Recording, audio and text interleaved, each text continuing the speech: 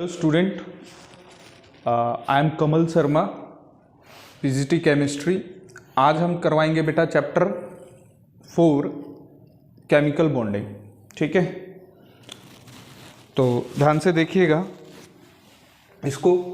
बहुत important chapter है और काफ़ी स्कोरिंग चैप्टर है ये। आपका जो इनऑर्गेनिक केमिस्ट्री का चैप्टर है और काफ़ी स्कोरिंग है और काफ़ी अच्छे से हमने ये टेबल बनाया है। इस टेबल को एक स्क्रीनशॉट जरूर ले लेना। अभी मैं समझा देता हूँ, ये पूरा का पूरा चैप्टर है ये आपका। ठीक है, इस पूरे चैप्टर को ध्यान से देखिएगा और ध्यान से अच्छे से कॉन्सेंट्रेट होकर समझिएगा। पहले ये टेबल बनानी है आपको पूरी स्क्रीनशॉट लेके। ठीक है, उसके बाद हम एक एक पॉइंट को एक्सप्लेन करते चले जाएंगे। तो सबसे पहले हम पढ़ेंगे इसके अंदर केमिकल बॉन्डिंग चैप्टर में। सबसे पहले तो ये कुछ क्वेश्चंस है जो आपको देखने हैं। क्वेश्चन क्या है? What is chemical bond? Chemical bond क्या होता है? How chemical bond formed? कैसे केमिकल बॉन्ड फॉर्म्ड होते हैं? ठीक है, टाइप्स ऑफ केमिकल बॉन्ड, कितने टाइप के होते हैं chemical bond? What is the Lewis structure? Lewis structure क्या होती है? लेविस एक साइंटिस्ट हुए थे, उनकी स्ट्रक्चर के अकॉर्डिंग ये सारे हम स्ट्रक्चर बनाएंगे। ठीक है, तो फिर आता है भाई क्या आयनिक बॉन्ड। बॉन्ड में भी टाइप्स ऑफ केमिकल बॉन्ड के बाद आयनिक बॉन्ड आ जाएगा। आयनिक बॉन्ड क्या होता है, कैसे बनता है, फिर उसके कुछ एग्जाम्पल पढ़ेंगे। फिर factor affecting the ionic bond, कौन कौन से फैक्टर हैं जो आयनिक बॉन्ड को अफेक्ट करते हैं। हर एक पॉइंट इंपॉर्टेंट है, ये ध्यान रखना, कोई भी पॉइंट मत छोड़ना बेटा। ठीक है, कैरेक्टरिस्टिक्स ऑफ आयनिक बॉन्ड, कितने क्या क्या कैरेक्टरिस्टिक्स जो आयनिक बॉन्ड बनाते हैं, जो कंपाउंड, वो क्या क्या कैरेक्टरिस्टिक्स शो करते हैं। ठीक है, कोवलेंट बॉन्ड क्या होता है। ठीक है, example of covalent bond, Lewis representation of covalent bond, ये इंपॉर्टेंट है जो बच्चों को काफी प्रॉब्लम करता है। ठीक है, ये टॉपिक इंपॉर्टेंट है, ये प्रॉब्लम करता है। यहाँ पे ये factor affecting ionic bond important है। और आपका इस चैप्टर में है ना, आपका जो चैप्टर थर्ड है वो आपका ये मान लो 60 to 70% खत्म हो जाएगा अगर जो ये, क्योंकि यहाँ पे आएंगी बहुत सारी चीजें इस चैप्टर थर्ड की। ठीक है, और यहाँ पे जो है लेविस स्ट्रक्चर, ये इंपॉर्टेंट है लेविस स्ट्रक्चर बनाना। फॉर्मल चार्ज भी इंपॉर्टेंट है। फॉर्मल चार्ज, एक एक एटम का फॉर्मल चार्ज दिखाएंगे। ये रेजोनेंस हमने ऑर्गेनिक केमिस्ट्री में पढ़ ली थी, वैसे तो थोड़ा सा यहाँ बताएंगे और अच्छे से हमने ये वहाँ पे बताया हुआ है आपको। ऑर्गेनिक केमिस्ट्री में जो हमारा मैकेनिज्म का जो रिएक्शन है, some fundamental concept of organic reaction mechanism, उसमें हमने रेजोनेंस अच्छे से समझाया है आपको, वहाँ पे देख लेना वो। ठीक है, यहाँ पे थोड़ा ही समझाएंगे। नाउ ऑक्टेट रूल क्या होता है, लिमिटेशन ऑफ ऑक्टेट रूल। इसमें limitation of octet rule important है ये आपका। इसमें जो मॉलिक्यूलर स्ट्रक्चर है वो याद रखनी पड़ेगी। थोड़ा सा मॉलिक्यूल्स की स्ट्रक्चर मैं बताऊंगा कैसे क्या क्या होती है। ठीक है, VSEPR theory very very important, और इसके जो ये पोस्टुलेट मतलब मेन पॉइंट जो है ये वेरी वेरी इंपॉर्टेंट है बेटा, very very important. VSEPR theory, यहाँ से क्वेश्चन आपको आता ही है। साथ के साथ जो इंपॉर्टेंट भी लिखते जाना बेटा, ये टेबल बना के एक बार रोक के पॉज करके वीडियो को टेबल बना के, और जो मैं इंपॉर्टेंट बता रहा हूँ वहीं से ही ज्यादातर क्वेश्चन आपके एग्जाम में आते हैं, आपके टीचर पूछते हैं आपसे। और कॉम्पिटिटिव लेवल में भी जो हम टच करेंगे, कॉम्पिटिशन लेवल को टच करेंगे। ठीक है, तो उस पॉइंट ऑफ व्यू से भी ये मैं इंपॉर्टेंट बता रहा हूँ आपको। इसमें ये टेबल आपके एनसीईआरटी में दी हुई है, 4.6 और 4.7 टेबल आपको दी हुई है। ये टेबल देख लेना अच्छे से और उसका सारी स्ट्रक्चर बनानी है आपको। ठीक है, इस वीडियो में भी डाल देंगे हम टेबल। ठीक है, नाउ नेक्स्ट है आपका valence bond theory. Valence bond theory भी इंपॉर्टेंट है। इसका ये वाला पोर्शन जो है, ये ऑर्बिटल ओवरलैपिंग वाला कॉन्सेप्ट जो है ये इंपॉर्टेंट है, एसपी और ये। ठीक है, ये इंपॉर्टेंट है। ठीक है, कैसे कैसे ओवरलैपिंग होती है। ठीक है, फिर है ये बॉन्ड कैरेक्टरिस्टिक्स, ये भी बहुत इंपॉर्टेंट है। बॉन्ड कैरेक्टरिस्टिक्स, यहाँ से भी क्वेश्चन पूछे जाते हैं, ये इंपॉर्टेंट है ये भी। ठीक है, उसके बाद डाइपोल मूवमेंट, डाइपोल मूवमेंट का एप्लीकेशन। ठीक है, डाइपोल मूवमेंट से डायरेक्टली क्वेश्चन पूछ रहे हैं। इसमें एक फैजान रूल आएगा, एप्लीकेशन में क्या आएगा, एक फैजान रूल, वो बहुत इंपॉर्टेंट है। ठीक है, फैजान रूल, ठीक है, इंपॉर्टेंट है फैजान रूल। ठीक है, मैं बताऊंगा फैजान रूल के बारे में यहाँ पे। ठीक है, उसके बाद है hybridisation. It's a very very important topic, hybridisation, very very important topic. ठीक है, ये यहाँ से क्वेश्चन आता ही आता है। मैं एक फॉर्मूला बताऊंगा आपको, इससे उस फॉर्मूले से आप किसी का भी हाइब्रिडाइजेशन इजीली निकाल सकते हो और स्ट्रक्चर बता सकते हो। उसके लिए भी एक टेबल आपको बताई जाएगी हमारी तरफ से। ठीक है, टेबल बता देंगे, उससे सारा चीज आपका डाउट वगैरह सब क्लियर हो जाएगा। ठीक है, अकॉर्डिंग टू ऑर्बिटल ओवरलैपिंग, इसके 2-3 एग्जाम्पल हम बताएंगे और ऑर्बिटल ओवरलैपिंग के। ठीक है, ये इतना नहीं आता है, ज़्यादातर ये फॉर्मूला बेस पे ही होता है। ओवरलैपिंग का भी हम 4-5 फॉर्मूले बता देंगे, आप मतलब 4-5 एग्जाम्पल बता देंगे, फिर उससे आप किसी का भी निकाल सकते हो ऑर्बिटल ओवरलैपिंग से हाइब्रिडाइजेशन। नाउ फिर है आपका molecular orbital theory. It's a very very important, ये भी वेरी वेरी इंपॉर्टेंट है बेटा, ठीक है। इसमें क्या होगा, एक डायग्राम, इन 3 चीजें होंगी इसके अंदर, एक तो मोलिकुलर ऑर्बिटल डायग्राम, एक होगा बॉन्ड ऑर्डर और एक होगा मैग्नेटिक करैक्टर। तीनों ही चीजें पूछी जाती हैं। 5 नंबर का क्वेश्चन बनता है, कहीं कहीं 3 नंबर का भी क्वेश्चन बनता है। ये तीनों ही चीजें वहां पे पूछी जाएंगी, ठीक है। लास्ट में हाइब्रिडाइजेशन, ये हाइब्रिडाइजेशन टॉपिक आपका ऑर्गेनिक केमिस्ट्री में बहुत बार पूछा जाएगा, इंपॉर्टेंट टॉपिक है आपकी केमिस्ट्री से। ये फिजिकल में भी, सॉरी उसमें इनऑर्गेनिक और ऑर्गेनिक दोनों के लिए इंपॉर्टेंट टॉपिक है, ठीक है। इसको ध्यान से समझ लेना। 2 टाइप की होती है, इंटरमोलिकुलर हाइड्रोजन बॉन्डिंग और इंट्रामोलिकुलर हाइड्रोजन बॉन्डिंग, ठीक है। तो ये था आपका पूरा चैप्टर। अब हम करवाएंगे इसको, एक एक करके हम करवाते हैं। एक बार स्क्रीनशॉट बिल्कुल जरूर ले लेना बेटा, जरूर आपने स्क्रीनशॉट ले लिया होगा, ठीक है। और अब इसको मैं एक एक करके आपको एक्सप्लेन करता हूं। एक बार थोड़ा सा मेरे को ये साफ करना पड़ेगा बोर्ड, इसको साफ करके यहां से मैं स्टार्ट करता हूं। इसको नोट कर लिया होगा आपने, एक एक करके चीजें देखते रहना, हम एक्सप्लेन करते रहेंगे, ठीक है। तो एक बार जिसने नहीं लिया जल्दी स्क्रीनशॉट लो, ठीक है। तो अब हम हमने जो है मेन हेडिंग ले ली है, इनको एक एक करके हम एक्सप्लेन करेंगे, ठीक है। सबसे पहले क्या है आपका, what is chemical bond. Chemical bond क्या होता है, व्हाट इज केमिकल बॉन्ड, ठीक है। केमिकल बॉन्ड क्या होता है, केमिकल बॉन्ड होता है बेटा किन्हीं भी 2 एटम्स के बीच में कोई भी फोर्स ऑफ अट्रैक्शन है, वो केमिकल बॉन्ड कहलाती है। जैसे हाइड्रोजन के बीच में एक अट्रैक्शन होगी, तो इन दोनों के बीच में ये बॉन्ड बन जाएगा, तो ये क्या होगा, केमिकल बॉन्ड हो गया। जैसे Na और Cl, इनके बीच में एक फोर्स ऑफ अट्रैक्शन होगी, तो ये क्या बन गया, एक केमिकल बॉन्ड बन गया। अब केमिकल बॉन्ड तो समझ गए, आ गया 2 एटम्स के बीच में, लिखते रहो साथ के साथ, ठीक है। 2 एटम्स के, the force of attraction between 2 atom, ठीक है, लिखना है। केमिकल बॉन्ड क्या होता है बेटा, the force of attraction between 2 atom, 2 atom के बीच में जो फोर्स ऑफ अट्रैक्शन होगी वही क्या कहलाता है, केमिकल बॉन्ड कहलाता है। लिख लिया, ठीक है। इसमें एग्जांपल ये लिख सकते हो भाई, इनके बीच में ये अट्रैक्शन हो गया, तो ये केमिकल बॉन्ड कहलाएगा, ठीक है। तो ये पता चल गया भाई केमिकल बॉन्ड होता क्या है। How to chemical bond formed, कैसे केमिकल बॉन्ड फॉर्म्ड होता है। केमिकल बॉन्ड बेटा 2 तरीके से फॉर्म्ड होता है, 2 चीजें होती हैं केमिकल बॉन्ड फॉर्म्ड होने के लिए, ठीक है। सबसे पहले कैसे होगा भाई, ट्रांसफर ऑफ इलेक्ट्रॉन से होगा या शेयरिंग ऑफ इलेक्ट्रॉन से होगा, ठीक है। तो how to chemical bond formed, chemical bond formed, कैसे केमिकल बॉन्ड फॉर्म्ड होता है। तो ये 2 तरीके से होता है बेटा, by sharing of electrons, sharing of electrons, और दूसरा किससे होता है बेटा, by transfer of electrons, transfer of electrons, electron के ट्रांसफर से होता है, ठीक है।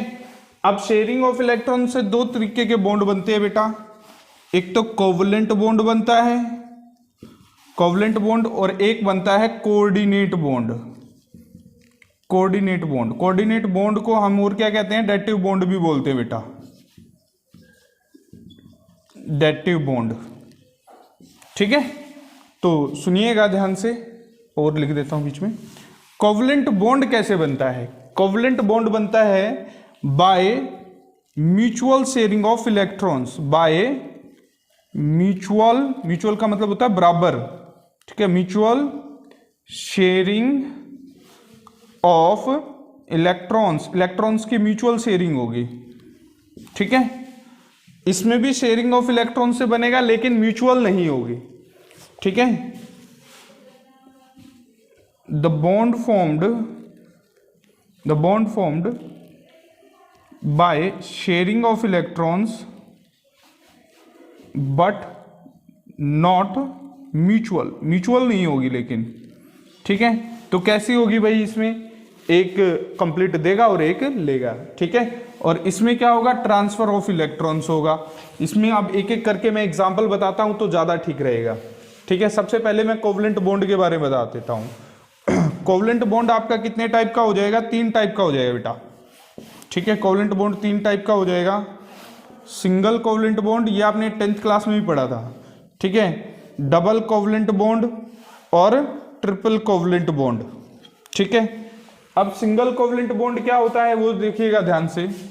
सिंगल कोवलेंट बॉन्ड, तो सिंगल कोवलेंट बॉन्ड में क्या होगा, लिसन केयरफुली, यहां पे क्या होगा, एक एक इलेक्ट्रॉन्स का शेयरिंग होगा। जैसे हाइड्रोजन और ये हाइड्रोजन है।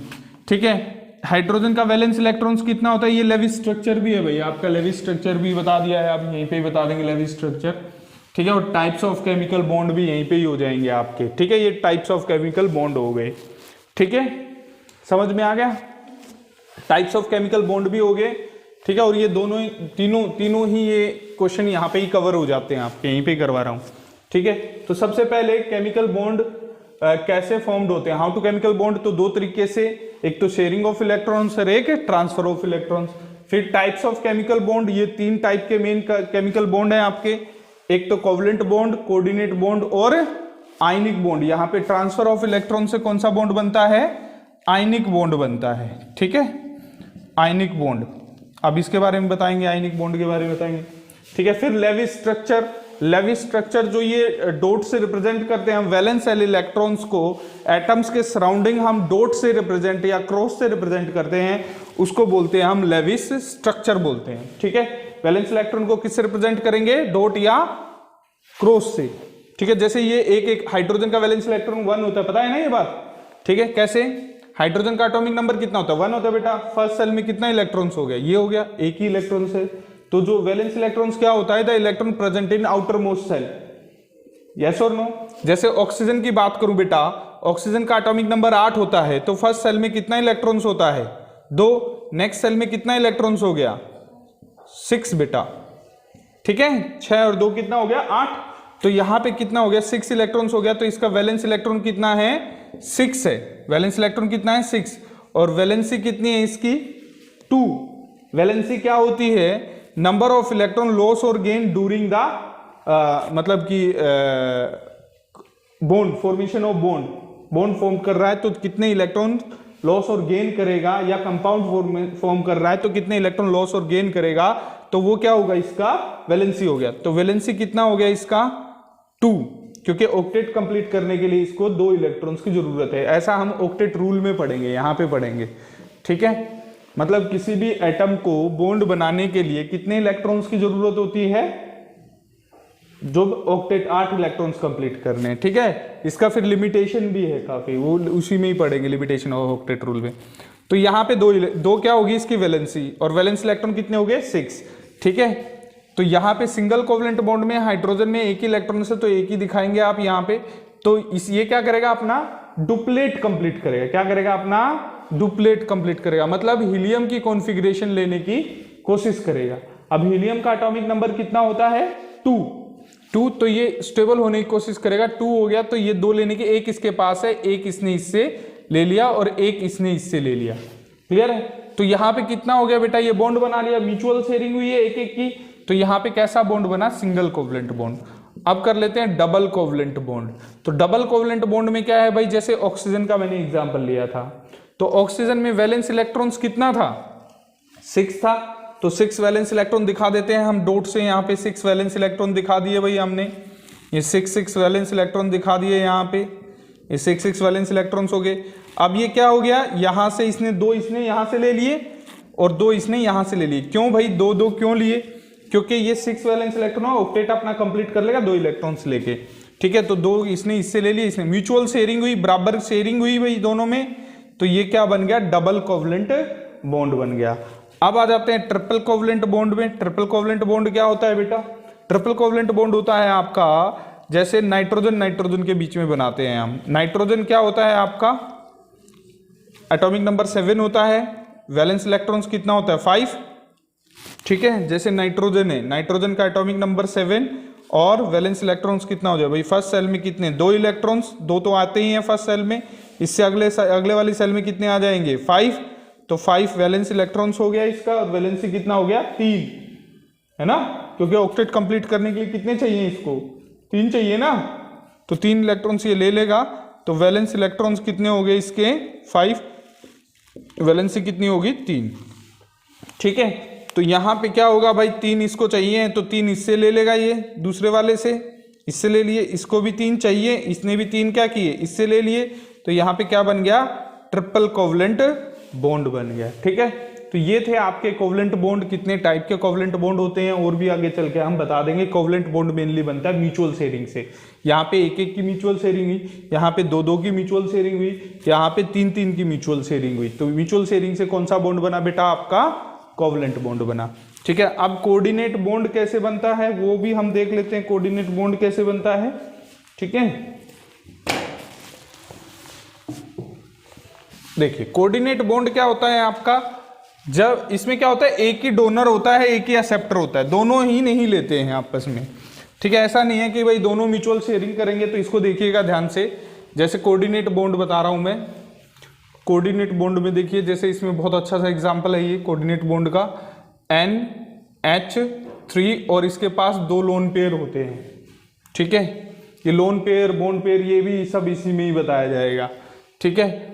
और बोरोन ट्राईफ्लोराइड क्या होता है, बोरोन ट्राईफ्लोराइड, ऐसा कर लेते हैं, इसको ऊपर नीचे लिख लेते हैं, ज़्यादा दिक्कत नहीं होगी आपको। NH3 यहाँ पे लोन पेयर दिखा दो, यहाँ पे बोरोन ट्राईफ्लोराइड दिखा दो, ठीक है। अब सुनिएगा ध्यान से, इसके पास ये एक्सेस में पड़े हुए हैं इलेक्ट्रॉन्स, ठीक है। ऑक्टेट पूरा हो गया था, 3 इलेक्ट्रॉन, अब फालतू में 2 इलेक्ट्रॉन्स और पड़े हुए हैं।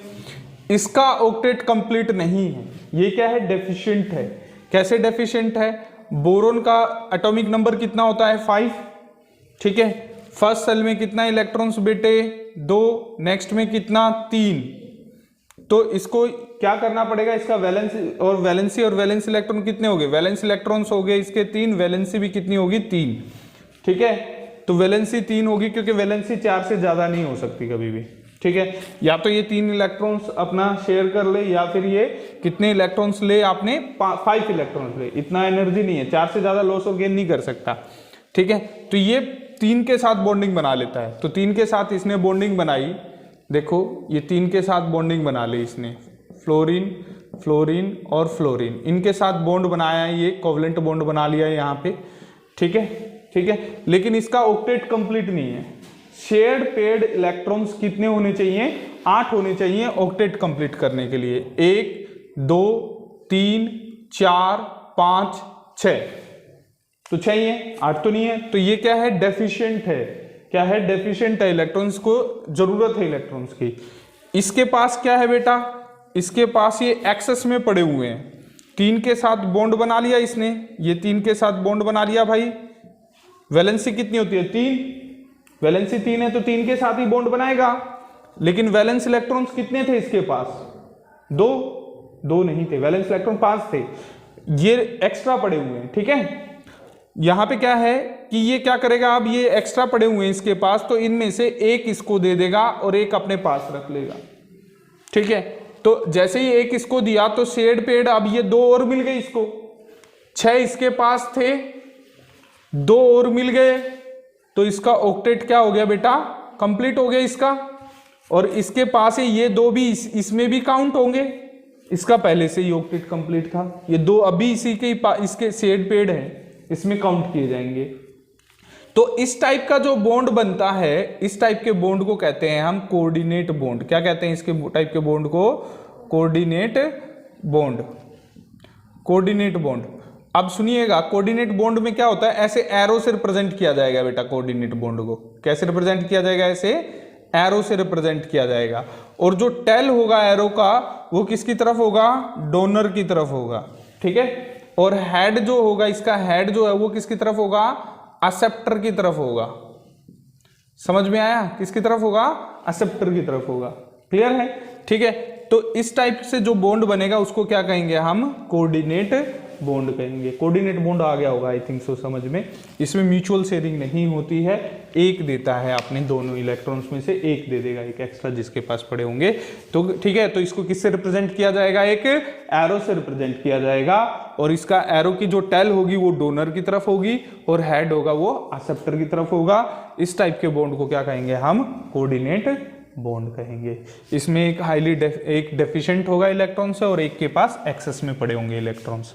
ठीक है, तो ये आपका कोऑर्डिनेट बॉन्ड था। कोऑर्डिनेट बॉन्ड के बारे में इतना ही है। उसके बाद आ जाते हैं हम आयनिक बॉन्ड। आयनिक बॉन्ड जो किससे बनता है, ट्रांसफर ऑफ इलेक्ट्रॉन से बनता है। ठीक है, नोट करने के लिए समय चाहिए, एक स्क्रीनशॉट तुम भी मार लो बेटा जल्दी जल्दी, जो बच्चे देख रहे हैं वीडियो एक स्क्रीनशॉट मार लिया करो जल्दी जल्दी से। ठीक है, आपके नोट्स भी बनते रहेंगे। ठीक है, अब चलते हैं हम आगे ट्रांसफर ऑफ इलेक्ट्रॉन्स पे। तो ट्रांसफर ऑफ इलेक्ट्रॉन्स जो होता है मेनली आयनिक बॉन्ड बनाने के काम आता है। ये ionic bond, transfer of electrons से आयनिक बॉन्ड बनते हैं। कैसे, लिसन केयरफुली, एक एग्जांपल ले रहा हूं, इससे इसकी 50% काम हो जाएगा ये आयनिक बॉन्ड। ठीक है, आयनिक बॉन्ड क्या होता है और कैसे बनता है वो उसी में ये टॉपिक में ही बता देते हैं आपको। ठीक है, तो एक बार स्क्रीनशॉट मार लो इसका एक बार जल्दी से, फिर बताते हैं। Now ionic bond transfer of electrons में इसी में ही कवर कर दूंगा। आयनिक बॉन्ड बनता कैसे है, लिसन केयरफुली, फिर हम पढ़ेंगे factor affecting the ionic bond और कैरेक्टरिस्टिक्स ऑफ आयनिक बॉन्ड, इसी में ही पढ़ लेंगे। बड़े ही ध्यान से सुनना, एक ही चीज में मैं सारी चीज कवर कर दूंगा, सुनना ध्यान से। आयनिक बॉन्ड कैसे बनता है, by the transfer of electrons. ठीक है, ionic bond formed by transfer of electrons,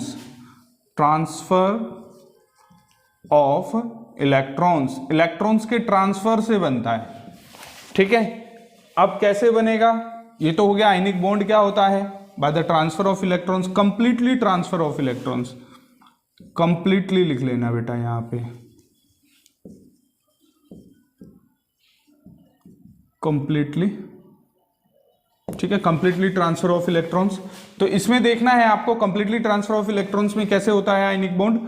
इसमें जैसे हम एग्जांपल ले लेते हैं सोडियम का। सोडियम का एटॉमिक नंबर कितना होता है, 11।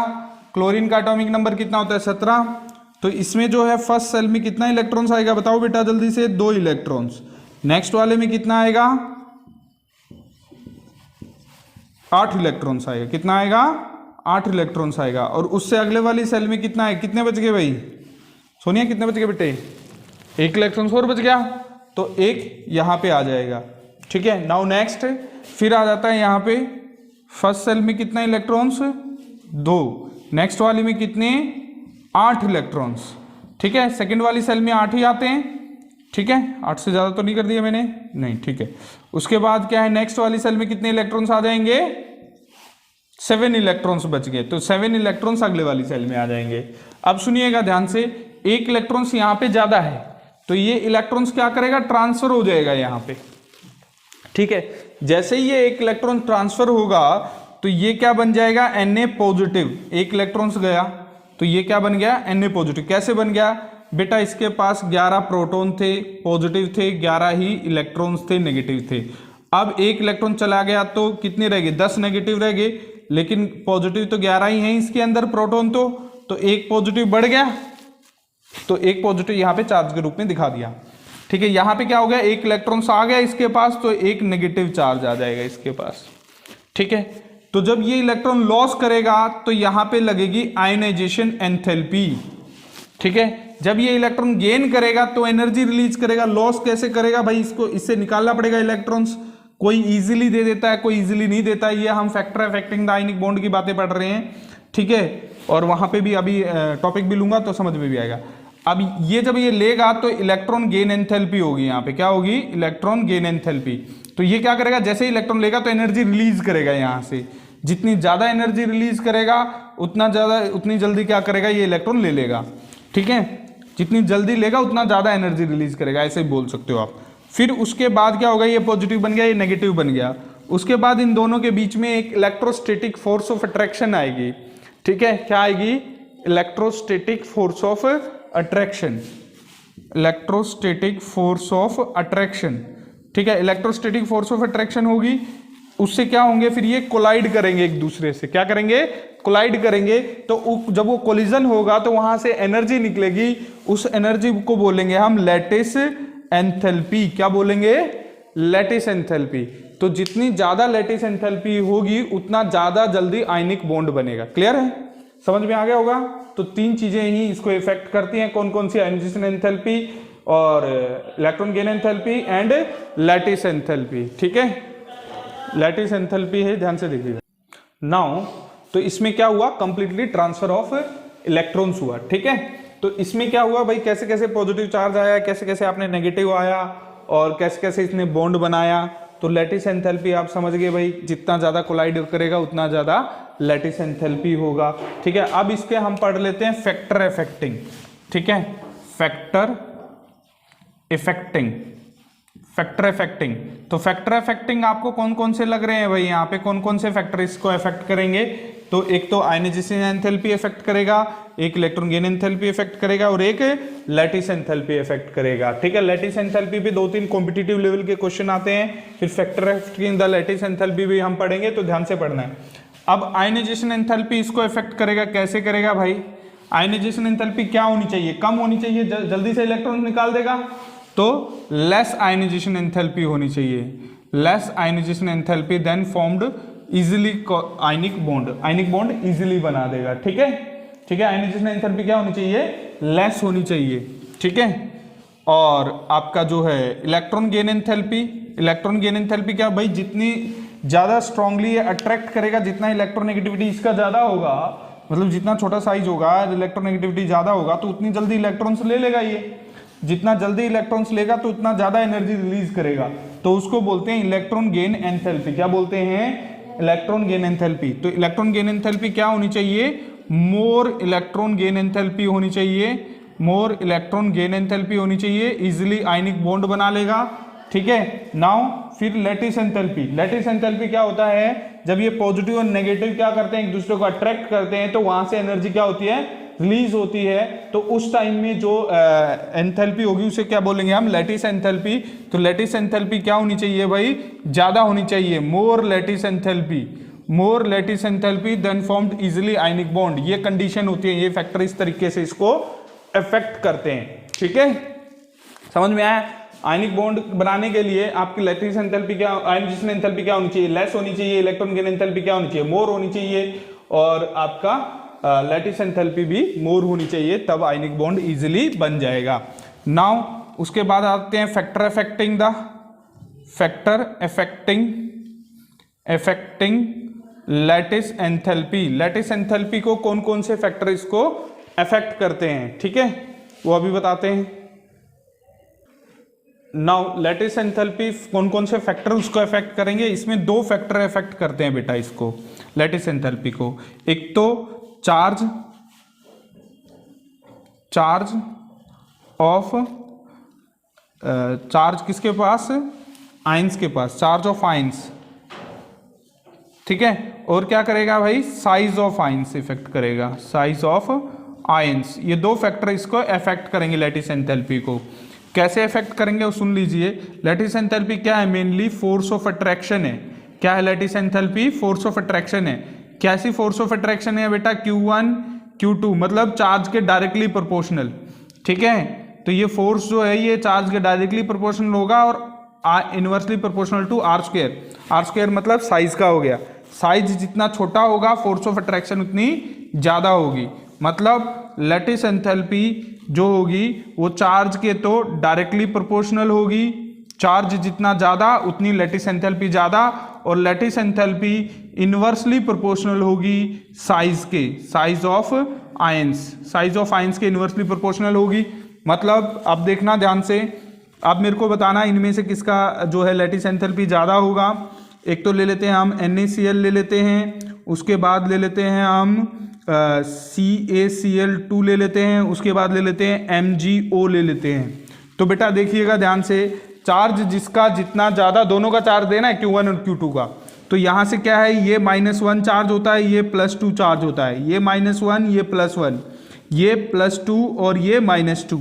ठीक है, तो यहां से क्या हो गया, किसका चार्ज ज्यादा है बेटा, माइनस प्लस इसका ज्यादा है, तो यहाँ से सबसे ज्यादा लैटिस एंथैल्पी इसकी होगी, फिर इसकी होगी और फिर सबसे कम इसकी होगी। तो ये था चार्ज पे, चार्ज जिसका ज्यादा उसका लैटिस एंथैल्पी ज्यादा। फिर आ जाते हैं साइज पे, मतलब जिसपे चार्ज सेम होगा तो उसका क्या देखना है, हमें साइज देखना है। तो जैसे हम आ जाते हैं आपका साइज पे, ले लेते हैं हम जैसे NaCl और NaBr। अब सुनिएगा ध्यान से बेटा, अब इन पे अगर जो चार्ज की बात करूं तो +1 -1, इसमें भी +1 -1। जब चार्ज सेम हो जाएगा तो फिर साइज पे जाना है।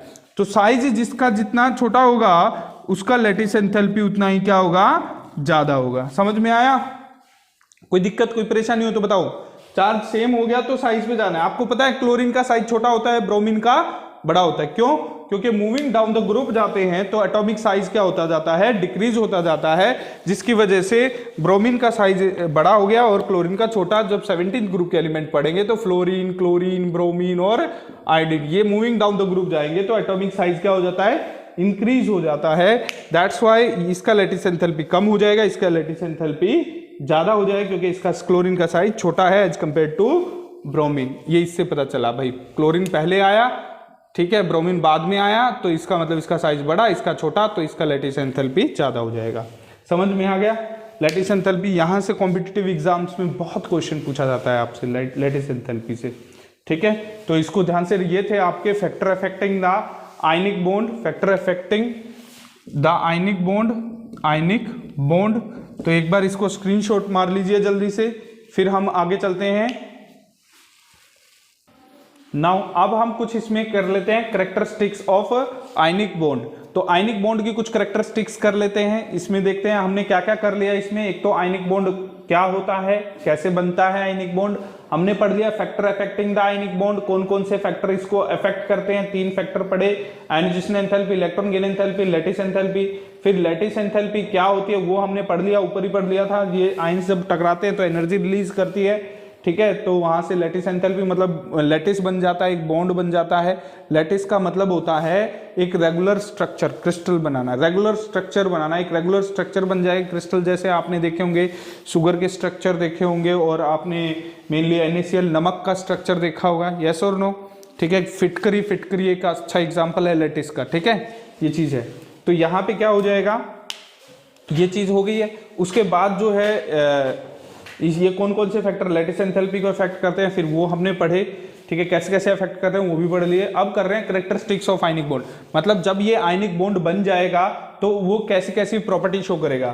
फिजिकल स्टेट कैसी होगी भाई उसकी, वो सॉलिड इन स्टेट होगा। क्या होगा, सॉलिड इन स्टेट होगा, हार्ड होगा, ठीक है। आपने देखा होगा नमक, अपने घर में भी देखा होगा, ठीक है, काला नमक जो होता है वो मोटा नमक होता है थोड़ा सा, ठीक है। तो वो कैसा होता है, हार्ड होता है। हार्ड क्यों होता है, क्योंकि इसके अंदर इलेक्ट्रोस्टैटिक फोर्स ऑफ अट्रैक्शन होती है, इसलिए हार्ड होता है।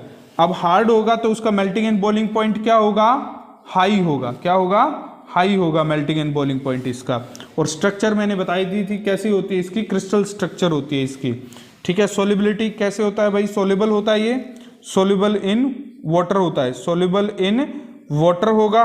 उसके बाद क्या करेगा भाई, सोल्यूबल इन वाटर, और उसके बाद क्या करेगा, कंडक्ट करता है या इलेक्ट्रिसिटी ये कंडक्ट करेगा। कब करेगा कंडक्ट, ये एक्वस और मोल्टन स्टेट में, एक्वस स्टेट एंड मोल्टन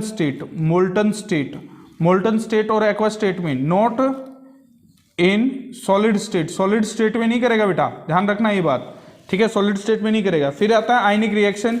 ये जितने भी आयनिक कंपाउंड होते हैं ये आयनिक रिएक्शन देते हैं, और आयनिक रिएक्शन क्या होती है, फास्ट होती है, ठीक है, फास्ट आयनिक रिएक्शन देगा ये, ठीक है, आयनिक रिएक्शन देता है ये, फास्ट देता है। जितना भी आयंस बनाएगा तो जितना भी आयंस होते हैं वो फास्ट आयनिक रिएक्शन देते हैं। तो ये थी इसकी कैरेक्टरिस्टिक्स, ठीक है। Physical state, solid in state होगा, क्रिस्टल बनाएगा, क्रिस्टल इन स्ट्रक्चर होता है। जब हार्ड होगा तो melting and boiling point high होगा। सोल्युबिलिटी, सोल्युबल इन वाटर होता है, क्योंकि आयंस बनाता है, जितने भी आयंस होते हैं वो सोल्युबल होते हैं। Electrical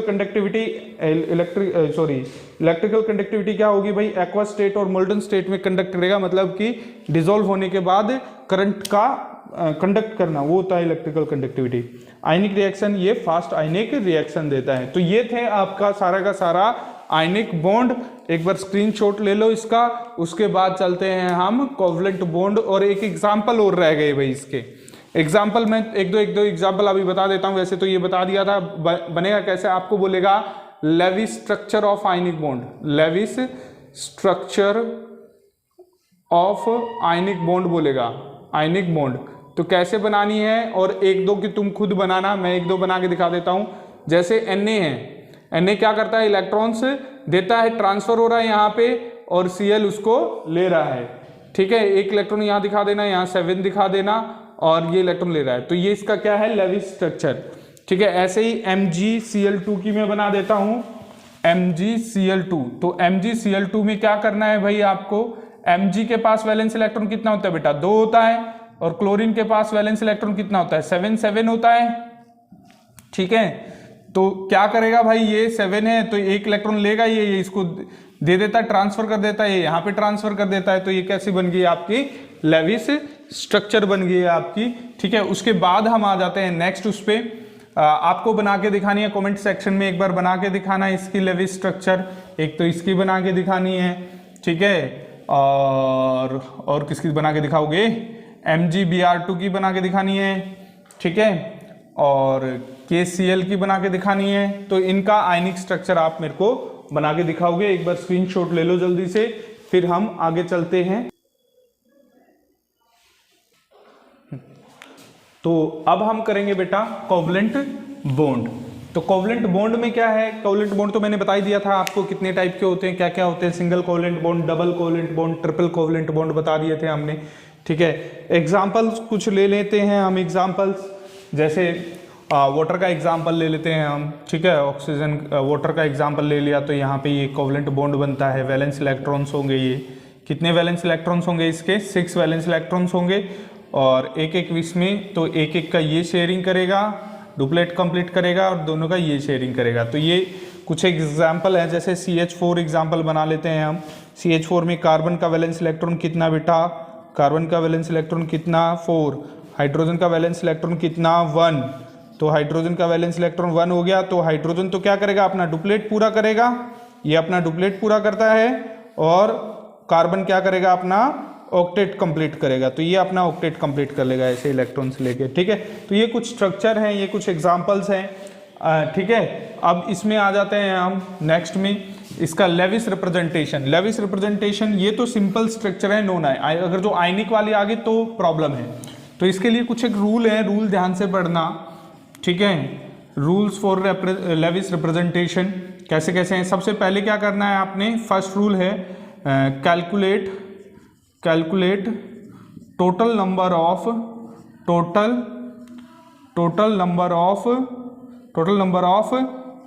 valence electrons, total number of valence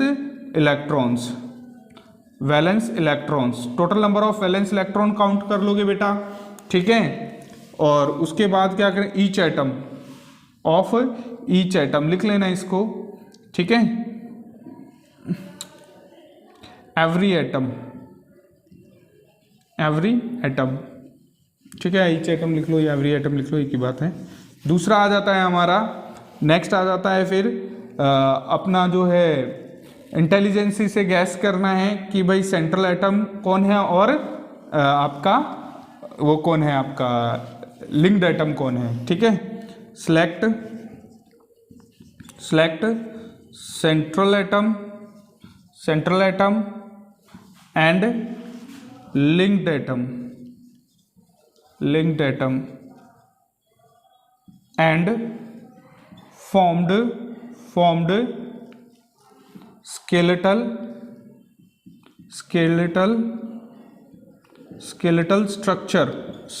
structure बनानी है। ठीक है, और इसके बाद जब आप स्केलेटल स्ट्रक्चर बना लोगे, ठीक है, और उसके बाद क्या करना है, एक चीज़ और रहेगी बेटा इसमें, स्केलेटल स्ट्रक्चर बना, एक चीज़ और रहेगी इसमें सेकंड पॉइंट में, कि भाई आपको क्या करना है, जितना भी ये टोटल एटम आपने सिलेक्ट कर लिए, फिर क्या करना है आपको कि भाई कितने आपके जो है पॉजिटिव या नेगेटिव चार्जेस वाले होंगे। इफ anion एनाइन स्पीसीज, अगर जो आपके पास एनाइन स्पीसीज है तो क्या करना है आपको, ऐड करना है इलेक्ट्रॉन्स, ऐड इलेक्ट्रॉन्स ऐड करना है। अगर जो आपके पास स्पीसीज, इफ स्पीसीज क्या है आपका, कैटाइन है, देन क्या करना है भाई, आपको सब्ट्रैक्ट करना है किसको, इलेक्ट्रॉन्स को, मतलब उतने ही इलेक्ट्रॉन्स क्या कर देने हैं, माइनस कर देने हैं, और जितना आपका कैटाइन है उतना ही आपका इलेक्ट्रॉन्स क्या कर देना है, आपको ऐड कर देना है। ठीक है, उसके बाद आ जाता है थर्ड रूल क्या करता है, आपको सिलेक्ट करना है, select central atom and linked atom select करना है। ठीक है, एंड फॉर्म्ड क्या फॉर्म्ड करना है, एक स्केलेटल स्ट्रक्चर फॉर्म्ड करना है, स्केलेटल स्ट्रक्चर फॉर्म करना है, स्ट्रक्चर। ठीक है, उसके बाद क्या करना है आपको, स्केलेटल स्ट्रक्चर के बाद फोर्थ पॉइंट क्या करना है, आपको काउंट करना है सबका ऑक्टेट वगैरह कंप्लीट है या नहीं है। ठीक है, चेक करना है आपको, check octet complete of each atom. ठीक है, चेक करना है भाई सबका ऑक्टेट वगैरह कंप्लीट है या नहीं है। तो ये थे आपके रूल, तो इनको अब हम एक एग्जांपल के रूप में देख लेते हैं, फिर आपका फॉर्मल चार्ज निकालेंगे और रेजोनेंस करके देखेंगे। ठीक है, तो सबसे पहले क्या कर लेते हैं, कुछ हम एक दो एग्जांपल ले लेते हैं। जैसे मैं एग्जांपल ले लेता हूं यहाँ पे, अभी एग्जांपल ले लेते हैं यहाँ पे CO3 2 नेगेटिव। क्या है ये, CO3 2 नेगेटिव। तो कार्बन का सबसे पहले क्या करो, वैलेंस इलेक्ट्रॉन सेलेक्ट कर लो बेटा। वैलेंस इलेक्ट्रॉन कितने हैं, कार्बन के कितने हैं भाई, 4 हैं। कार्बन के वैलेंस इलेक्ट्रॉन कितने हैं, 4 हैं, और इसके ऊपर कितना नेगेटिव चार्ज है, 2 नेगेटिव चार्ज है। तो एनाइन है, ये एनाइन है, तो इलेक्ट्रॉन्स क्या कर देने हैं, इसमें ऐड कर देने, 2 इलेक्ट्रॉन्स इसके साथ क्या कर दिए, ऐड कर दिए। ऐसे ही ऑक्सीजन को ले लिया, ऑक्सीजन यहाँ पे क्या है बेटा, आपका ऑक्सीजन क्या है, यहाँ पे लिंक्ड एटम है। जो आपका ये होगा, ध्यान रखना, जो सेंट्रल एटम होगा, यही चीज है थर्ड स्टेप में, यही है भाई, लिंक्ड एटम कौन होगा और सेंट्रल कौन होगा। सेंट्रल मतलब जो सेंटर में आएगा, सेंट्रल एटम कौन है, जो आपका लिस्ट इलेक्ट्रोनेगेटिव होगा, और दूसरा जो लेस अमाउंट में होगा, मतलब एक ही होगा या ज्यादा 2 होते हैं सेंट्रल। ठीक है, तो ये जो कम अमाउंट में वो सेंट्रल होगा, उसके अलावा जो ज्यादा अमाउंट में वो क्या होंगे, आपके लिंक्ड एटम होंगे। ठीक है, और जो आपका मेनली जो लिंक्ड एटम है, ये जो लिंक्ड एटम है ये क्या होंगे, मेनली लिंक्ड एटम कौन होते हैं, मेनली लिंक्ड एटम जो ज्यादा अमाउंट में, और दूसरा hydrogen and fluorine always linked atom होगा, कभी भी सेंट्रल एटम नहीं होगा, ध्यान रखना ये बात। ठीक है, तो यहां पे क्या करना है बेटा, आपने क्या किया, 3 लाइनें फॉर्म कर ली। अब देखो वैलेंस इलेक्ट्रॉन काउंट करिए, किए कितने हैं ये, 1 2 3 4 5 6 7 8 9 10 11 12 13 14 15 16 17 18 19 20 21। अब ये 2 इलेक्ट्रॉन्स और किसके लगा दिए हमने, जितना इसके ऊपर चार्ज था। तो यही कह रहा है कि एनायन होगा तो ऐड कर देने हैं जितना यूनिट नेगेटिव चार्ज है। तो यूनिट नेगेटिव चार्ज 2 था, तो 2 इलेक्ट्रॉन्स मैंने क्या कर दिए, इसके साथ ऐड कर दिए। अब इसका क्या करना है, स्केलेटल स्ट्रक्चर बनाना। स्केलेटल स्ट्रक्चर मतलब 2 इलेक्ट्रॉन्स इसके साथ बॉन्डिंग कर दो। तो ये इनके बीच में है, ये ऐसे 2 इलेक्ट्रॉन्स, इन सब के डिस्ट्रीब्यूटेड है इलेक्ट्रॉन ऐसे।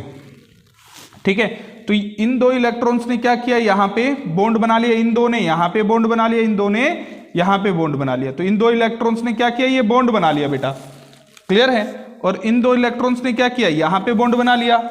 इन 2 इलेक्ट्रॉन्स ने क्या किया, यहाँ पे बॉन्ड बना लिया, क्लियर है। अब लास्ट वाला पॉइंट क्या था हमारा, चेक करना है हमें ऑक्टेट कंप्लीट है नहीं है। अगर जो ऑक्टेट कंप्लीट नहीं है, if not complete octet, not complete octet then formed octet then formed multiple bond मतलब डबल बॉन्ड या ट्रिपल बॉन्ड बनाओ उसके लिए। ठीक है, तो यहाँ पे क्या होगा बेटा, इसमें से कोई भी आपका बॉन्ड बना सकता है, जैसे कोई भी ले लो किसी का भी, यहाँ से ये 2 इलेक्ट्रॉन्स लिए, यहाँ पे इन्होंने क्या बना दिया, बॉन्ड बना दिया। क्लियर है। अब रेजोनेंस यहीं पे ही मैं क्लियर कर देता हूँ रेजोनेंस को। अब यहाँ से ये 2 इलेक्ट्रॉन यहाँ से भी जा सकते हैं, ये 2 इलेक्ट्रॉन्स यहाँ से भी जा सकते हैं। तो जितना पॉसिबल स्ट्रक्चर बन सकता है वही क्या होता है, आपका रेजोनेंस होता है। क्लियर है, ठीक है। ये था आपका किसका स्ट्रक्चर, CO3 2 नेगेटिव। एक पॉजिटिव का भी बना देते हैं, ठीक है, एक पॉजिटिव का बना देता हूं, NH4 पॉजिटिव का बना देता हूं, ठीक है। उसके बाद 2-3 आपको बनाने के लिए मैं दूंगा स्ट्रक्चर। तो यहां पे क्या करना है बेटा, आपको नाइट्रोजन ले लेना है। नाइट्रोजन में वैलेंस इलेक्ट्रॉन कितना होता है बताओ जल्दी से। नाइट्रोजन का वैलेंस इलेक्ट्रॉन, इन सब का वैलेंस इलेक्ट्रॉन काउंट करते हैं, ठीक है। नाइट्रोजन का वैलेंस इलेक्ट्रॉन है 5 और इसका वैलेंस इलेक्ट्रॉन 4। एक क्या कर देंगे, इसमें सब्ट्रैक्ट कर देंगे। क्यों कर देंगे, क्योंकि पॉजिटिव चार्ज आया है, ठीक है। देखा ना, कैटायन आएगा तो क्या करना है, सब्ट्रैक्ट करना है इलेक्ट्रॉन्स को। तो एक सब्ट्रैक्ट कर दिया तो इलेक्ट्रॉन कितने रह गए अब, 8, ठीक है। तो 8 में से क्या करेगा भाई, एक एक तो कौन ले लेगा आपका, एक एक तो इनके पास है, हम इनके बीच में लगा देते हैं, ये 8 लगा देते हैं इनके बीच में। ये हो गया भाई, 8 इलेक्ट्रॉन इनके बीच में लगा दिया भाई, ये बीच में लगा दिया, 8 इलेक्ट्रॉन्स हो गए। अब कोई इलेक्ट्रॉन्स बचा नहीं है। तो ये देखो, अब इनका ऑक्टेट क्या कंप्लीट हो रहा है भाई, ये 2 इलेक्ट्रॉन्स तो इनके बीच में बॉन्ड बना रहे हैं, ये 2 इलेक्ट्रॉन्स इनके बीच में बॉन्ड बना रहे हैं, ये 2 इलेक्ट्रॉन्स इनके बीच में बॉन्ड बना रहे हैं, ये 2 इलेक्ट्रॉन्स इनके बीच में बॉन्ड बना रहे हैं, ठीक है। क्या इसका ऑक्टेट कंप्लीट है। सेंट्रल मेटल एटम का मेनली देखना है, 1 2 3 4 5 6 7 8। हाइड्रोजन क्या करता है, अपना डुप्लेट कंप्लीट करता है, तो हाइड्रोजन का डुप्लेट कंप्लीट है सभी का, ठीक है। और एक पॉजिटिव चार्ज, अब ये पॉजिटिव चार्ज क्या है, फॉर्मल चार्ज है, ये फॉर्मल नाइट्रोजन पे आएगा। ये अभी मैं निकालना सिखाऊंगा, फॉर्मल चार्ज निकालते कैसे हैं। तो ये था इसका आपका लेविस स्ट्रक्चर बनाने का, ये रूल है, ये रूल को फॉलो करते हुए आपको बनाना है, ठीक है। सबसे पहले क्या करना है, ऐसे एटम्स सराउंडेड रख लेने हैं, फिर जितने भी वैलेंस इलेक्ट्रॉन है वो डिस्ट्रीब्यूट कर देने हैं, बीच में लगा देने हैं, जितने आप इनके पास है इसमें से बीच में उतने ही लगा देना जितने एटम लिंक्ड है। क्लियर है। जैसे इसमें 3 थे तो बीच में 3 लगा दिए थे हमने वो 2 इसी को ही दे दिए थे, सेंट्रल को दे दिए थे ये वाले, ठीक है। तो ये चीज ध्यान रखना है इस चीज का। 1-2 आप बना के दिखाना है आप मेरे को, ठीक है। तो आपको बनाना है NO2 नेगेटिव का स्ट्रक्चर बनाना है, कमेंट में एक बार बना के और मेरे को बताना है, ठीक है। और एक आपको PCl3 का स्ट्रक्चर बनाना है, NH3 का स्ट्रक्चर बनाना है, H2O का स्ट्रक्चर बनाना है, ठीक है। और एक आपको SO4 2 नेगेटिव का स्ट्रक्चर बनाना है। तो ये स्ट्रक्चर बना के मेरे को एक बार कमेंट बॉक्स में आप बताएंगे, ठीक है। अब जो है उसके बाद जो है, अगर जो कोई दिक्कत हो तो मेरे को बताना कमेंट में, मैं आपका सॉल्व करूंगा वो क्वेश्चन, ठीक है। उसके बाद आते हैं फॉर्मल चार्ज। अब ये फॉर्मल चार्ज क्या होता है, इसके लिए बेटा एक फॉर्मूला याद रखना पड़ता है आपको फॉर्मल चार्ज के लिए। उसके लिए फॉर्मूला क्या होता है आपका फॉर्मल चार्ज के लिए, जितने भी नंबर आपके ये होंगे वैलेंस इलेक्ट्रॉन्स और जितने भी नंबर आपके बॉन्ड पेयर होंगे ये काउंट करने हैं और उससे फॉर्मूला बनेगा। Valence electrons of the central atom और फिर आपका बॉन्डेड कितने हैं और नॉन बॉन्डेड कितने हैं, ठीक है। देखो फॉर्मल चार्ज का एक फॉर्मूला होता है, फॉर्मल चार्ज का फॉर्मूला बता देते हैं हम आपके, total number of valence electrons of the central atom, ठीक है, और माइनस आपका लोन पेयर और minus half of bond pair, ये होता है फॉर्मूला आपका, ठीक है। क्लियर है, ठीक है। इसमें क्या होगा भाई, लोन पेयर आप जानते हो क्या चीज होती है, लोन पेयर। लोन पेयर होता है आपका जितने नंबर ऑफ इलेक्ट्रॉन जो है बॉन्डिंग में पार्टिसिपेट नहीं करते हैं। जैसे मैं ऑक्सीजन की बात कर लेता हूं। सबसे पहले तो फॉर्मल चार्ज होता क्या है, चार्ज ऑन पर्टिकुलर एटम, ये लिख लेना है, charge on particular atom in molecules के अंदर जो पर्टिकुलर एटम पे हम चार्ज देखते हैं वो क्या होता है आपका फॉर्मल चार्ज होता है। जैसे हम फॉर्मल चार्ज निकालें, इनका फॉर्मल चार्ज निकालना है हमें, और इस ऑक्सीजन का निकालना है, इस ऑक्सीजन का निकालना है, इस ऑक्सीजन का निकालना है। इसको मैं 1 मान लेता हूं ऑक्सीजन, इसको 2 मान लेता हूं और इसको 3 मान लेता हूं। तो फर्स्ट ऑक्सीजन पे निकालना है, तो फर्स्ट ऑक्सीजन पे कहाँ पे जगह दिख रही है, यहाँ पे देख लेंगे, formal charge on oxygen first. तो इसमें वैलेंस इलेक्ट्रॉन कितना होता है ऑक्सीजन का? 6 होता है भाई। वैलेंस इलेक्ट्रॉन कितना होता है? 6 होता है। माइनस बॉन्ड पेयर कितने हैं बेटा इसके पास? 2 हैं, 2 इलेक्ट्रॉन, एक ये, तो बॉन्ड पेयर कितने हो गए? 2, ठीक है। और सॉरी लोन पेयर, यहाँ पे सेकंड में लोन पेयर लिखना बेटा। तो 6 ही लोन पेयर है इसके पास, 1 2 3 4 5 6 लोन पेयर इलेक्ट्रॉन कितने हैं? 6 है। और बॉन्ड पेयर कितने हैं बेटा? 2। तो half of bond pair minus half of bond pair कितने हैं? 2। यस और नो? तो ये कट गया बेटा, यहाँ पे क्या आ गया? 1। तो ये क्या हो गया बेटा? 6 माइनस 6 माइनस 1, इससे 6 से 6 ये कट गया, क्या आ गया? Formal charge -1। तो इसके ऊपर फॉर्मल चार्ज कितना होता है? -1 होता है। क्लियर है? सेम इसके ऊपर भी -1 ही आएगा क्योंकि सेम है, ठीक है। इसके ऊपर देख लेते हैं formal charge of oxygen third. Formal charge of oxygen third, तो ऑक्सीजन थर्ड के ऊपर फॉर्मल चार्ज देखेंगे तो क्या आएगा? देखो ध्यान से, यहाँ पे वैलेंस इलेक्ट्रॉन कितना ऑक्सीजन का? 6। और माइनस लोन पेयर कितने बेटे? लोन पेयर इलेक्ट्रॉन 4 है ना, 1 2 3 4, ठीक है। और बॉन्ड पेयर कितने बेटे? हाफ ऑफ बॉन्ड पेयर, तो बॉन्ड पेयर कितने? 4, 1 2 3 4, तो 4 बॉन्ड पेयर यहाँ पे। तो ये कितना हो गया बेटा? 2 हो गया। तो 6 माइनस 6 हो गया और इजिकल टू क्या आ गया? 0 हो गया। समझ में आया नहीं आया? फॉर्मल चार्ज आ गया समझ में? ये फॉर्मूला माइंड में रखना है। किसी भी एटम का फॉर्मल चार्ज निकालना, उसके वैलेंस इलेक्ट्रॉन्स माइनस उसके लोन पेयर इलेक्ट्रॉन्स और minus half of bond pair electrons. ये इलेक्ट्रॉन्स की बात हो रही है सारी। किसकी बात हो रही है? इलेक्ट्रॉन्स की बात हो रही है, ठीक है। अगर जो मैं ये कहूं इसके पास लोन पेयर कितने हैं, तो लोन पेयर तो 3 है, लेकिन लोन पेयर इलेक्ट्रॉन्स कितने हैं? वो 6 हैं। ध्यान रखना, ठीक है। पेयर का मतलब एक जोड़ा होता है, ठीक है। तो पेयर ऑफ इलेक्ट्रॉन पूछे तो सारे इलेक्ट्रॉन्स काउंट करने हैं, ठीक है। तो I think so formal charge भी आ गया। रेजोनेंस भी मैं बता देता हूं, अभी रेजोनेंस में भी कोई खास चीज नहीं है। तो रेजोनेंस में जैसे हमने इसकी CO3 की स्ट्रक्चर बनाई थी बेटा, क्या स्ट्रक्चर थी ये CO3 की? अभी ये स्ट्रक्चर बनाई है ना हमने, ठीक है। ये स्ट्रक्चर बनाई थी अभी हमने, ये है। तो अब एक तो ये स्ट्रक्चर बन सकते हैं। रेजोनेंस होता है कि जितना भी पॉसिबल स्ट्रक्चर बन। रेजोनेंस क्या होता है? एक single Lewis structures do not give the complete information about the molecules, so we draw the more resonating structure to check the stability के चेक करने के लिए, ठीक है, ठीक है। जो कंप्लीट इंफॉर्मेशन लेने के लिए हम क्या करते हैं? ज्यादा से ज्यादा रेजोनेटिंग स्ट्रक्चर बनाएंगे, जितनी पॉसिबल रेजोनेटिंग स्ट्रक्चर बन सकते हैं वो बनाते हैं। तो रेजोनेटिंग स्ट्रक्चर जितनी भी पॉसिबिलिटी होगी इस मॉलिक्यूल्स को अलग अलग तरीके से बनाने की, इसके क्योंकि एनर्जी सेम ही रहती है, तो ज्यादातर यही मैं सिंबल लगा रहा हूँ =2 का यहाँ पे।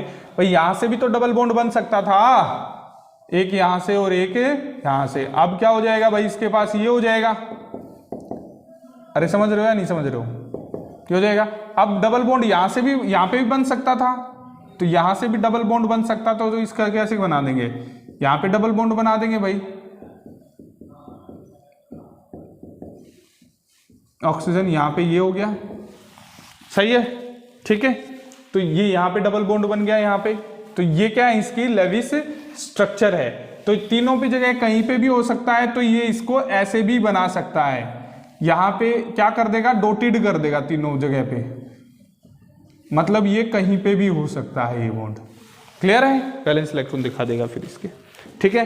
तो ये क्या है? इसकी लेविस रेजोनेंस स्ट्रक्चर है। इसकी क्या है? इसकी रेजोनेंस स्ट्रक्चर है ये, ठीक है। तो रेजोनेंस ये होती है आपकी, डिफरेंट पॉसिबल स्ट्रक्चर बनाई जाती हैं टू चेक द स्टेबिलिटी। जितना ज्यादा रेजोनेटिंग स्ट्रक्चर बनेगा उतना ही वो मॉलिक्यूल्स क्या हो जाएगा? स्टेबल हो जाएगा, ठीक है। तो आई थिंक सो ये पूरा फंडा था आपका कौन सा? कोवलेंट बॉन्ड का। तो कोवलेंट बॉन्ड में क्या क्या पूछा जाता है वो मैं बता देता हूं। कोवलेंट बॉन्ड में एक तो आपको कोई भी स्ट्रक्चर बनाने के दे देगा, कहेगा CO3 का स्ट्रक्चर बनाओ और उसका फॉर्मल चार्ज निकालो ईच एटम पे और उसका रेजोनेटिंग स्ट्रक्चर बताओ कितना बनेगा। तो ऐसे समथिंग आपको कोई भी मॉलिक्यूल्स दे देगा। और ये जो टेबल तो बेटा इसमें वेस्पर थ्योरी की टेबल ये यहाँ पे नहीं है, टेबल यहाँ पे ये इसकी है 4.6 और 4.7 टेबल NCERT में। ये वेस्पर थ्योरी की टेबल है, वो हम वहीं पे ही बताएंगे उस टॉपिक में, ठीक है। तो फॉर्मल चार्ज का ये फॉर्मूला याद रखना इसके लिए। ये जो जब आप कोई आयनिक स्पीसीज बना रहे हो तो ये फॉर्मूले आपके, ये जो रूल हैं ये आपके माइंड में होने चाहिए, ठीक है। जब ये बना के देखना, कुछ एक मैंने एग्जाम्पल भी दिए हैं, ठीक है। नहीं आए तो मैं एक बार फिर बता दूंगा आपको, ठीक है। तो एक बार जल्दी से स्क्रीनशॉट ले लीजिए इसका, ठीक है, फिर चलते हैं हम आगे। आई थिंक सो ले लिया होगा screenshot. Now octet rule, octet rule मैंने पहले भी बताया था बेटा। ऑक्टेट रूल क्या होता है? 8 इलेक्ट्रॉन्स कंप्लीट करना ऑक्टेट रूल कहलाता है। तो 8 इलेक्ट्रॉन्स कैसे कंप्लीट करेगा, देखिएगा ध्यान से। जैसे हम सिंपल एग्जांपल लेते हैं, CH4 का एग्जांपल लेते हैं। तो कार्बन का वैलेंस इलेक्ट्रॉन कितना होता है बेटा? 4 होता है। हाइड्रोजन का वैलेंस इलेक्ट्रॉन कितना होता है? 2 होता है। वैसे ये लिमिटेशन में आएगा क्योंकि डुप्लेट अपना हाइड्रोजन डुप्लेट करता है, लेकिन हाइड्रोजन अपना डुप्लेट कंप्लीट करता है और कार्बन अपना ऑक्टेट कंप्लीट करता है। तो यहाँ पे क्या कर रहा है? कार्बन अपना ऑक्टेट कंप्लीट कर रहा है। क्लियर है? ठीक है। ऐसे आप और भी एग्जांपल ले सकते हो जो अपना ऑक्टेट कंप्लीट कर रहे हैं, ठीक है। तो जैसे और एग्जांपल क्या लेते हैं? CO2 का एग्जांपल ले लेते हैं, ठीक है। कार्बन और कार्बन डाइऑक्साइड। तो कार्बन का वैलेंस इलेक्ट्रॉन कितना होता है बेटा? कार्बन का हमारा होता है वैलेंस इलेक्ट्रॉन 4। ऑक्सीजन का वैलेंस इलेक्ट्रॉन कितना होता है? 6 होता है ऑक्सीजन का वैलेंस इलेक्ट्रॉन, ठीक है। ऑक्सीजन का वैलेंस इलेक्ट्रॉन कितना? 6। और आपका कार्बन का वैलेंस इलेक्ट्रॉन कितना? 4। तो इसको कितने की रिक्वायर्ड है बेटा? 2 की ऑक्टेट कंप्लीट करने के लिए। इसको भी ऑक्टेट कंप्लीट करने के लिए 2 की रिक्वायरमेंट है। इसको ऑक्टेट कंप्लीट करने के लिए कितने की रिक्वायरमेंट है? 4 की है। तो यहां पे क्या बन जाता है? डबल कोवलेंट बॉन्ड बन जाता है। क्या बन जाता है? डबल कोवलेंट बॉन्ड बन जाता है। तो ये था आपका ऑक्टेट रूल। 8 इलेक्ट्रॉन्स कंप्लीट होना, तभी वो स्टेबल हो पाएगा। ये तो ऑक्टेट रूल हो गया। अब limitation of octet rule. Limitation of octet rule में क्या होगा? जिसमें हाइड्रोजन आपका इन्वॉल्व होगा। हाइड्रोजन अपना डुप्लेट कंप्लीट करता है, ऑक्टेट कंप्लीट नहीं करता। जैसे H2 एग्जांपल हो गया। क्या हो गया एग्जांपल? H2, H और H ये क्या कर रहा है बेटा? अपना डुप्लेट कंप्लीट कर रहा है, तो ये ऑक्टेट कंप्लीट नहीं कर रहा है, ठीक है। ऐसे ही HCl हो गया एग्जांपल। HCl में भी हाइड्रोजन जो है ये अपना डुप्लेट कंप्लीट कर रहा है। क्लोरीन तो अपना ऑक्टेट कंप्लीट कर रहा है, लेकिन हाइड्रोजन क्या कर रहा है? अपना डुप्लेट कंप्लीट कर रहा है। तो हाइड्रोजन से इन्वॉल्विंग जितने भी हमारे कंपाउंड होंगे वो क्या करेंगे? डुप्लेट कंप्लीट करेंगे, ऑक्टेट नहीं करेंगे। तो that is a limitation of octet rule. Now formation of compound which have there less number of electrons. ऐसे कंपाउंड है ये जिनके पास ऑक्टेट से कम नंबर ऑफ इलेक्ट्रॉन्स हो जाते हैं। जैसे हम एग्जांपल ले लेते हैं BCl2 का एग्जांपल ले लेते हैं। तो BCl2 में क्या होता है भाई? आपका ये हो गया इलेक्ट्रॉन्स और ये क्लोरीन हो गया यहाँ पे, ठीक है। ये क्लोरीन हो गया, ठीक है। यहाँ पे ये क्लोरीन हो गया, ठीक है। ये क्लोरीन का वैलेंस इलेक्ट्रॉन कितना होता है? 7।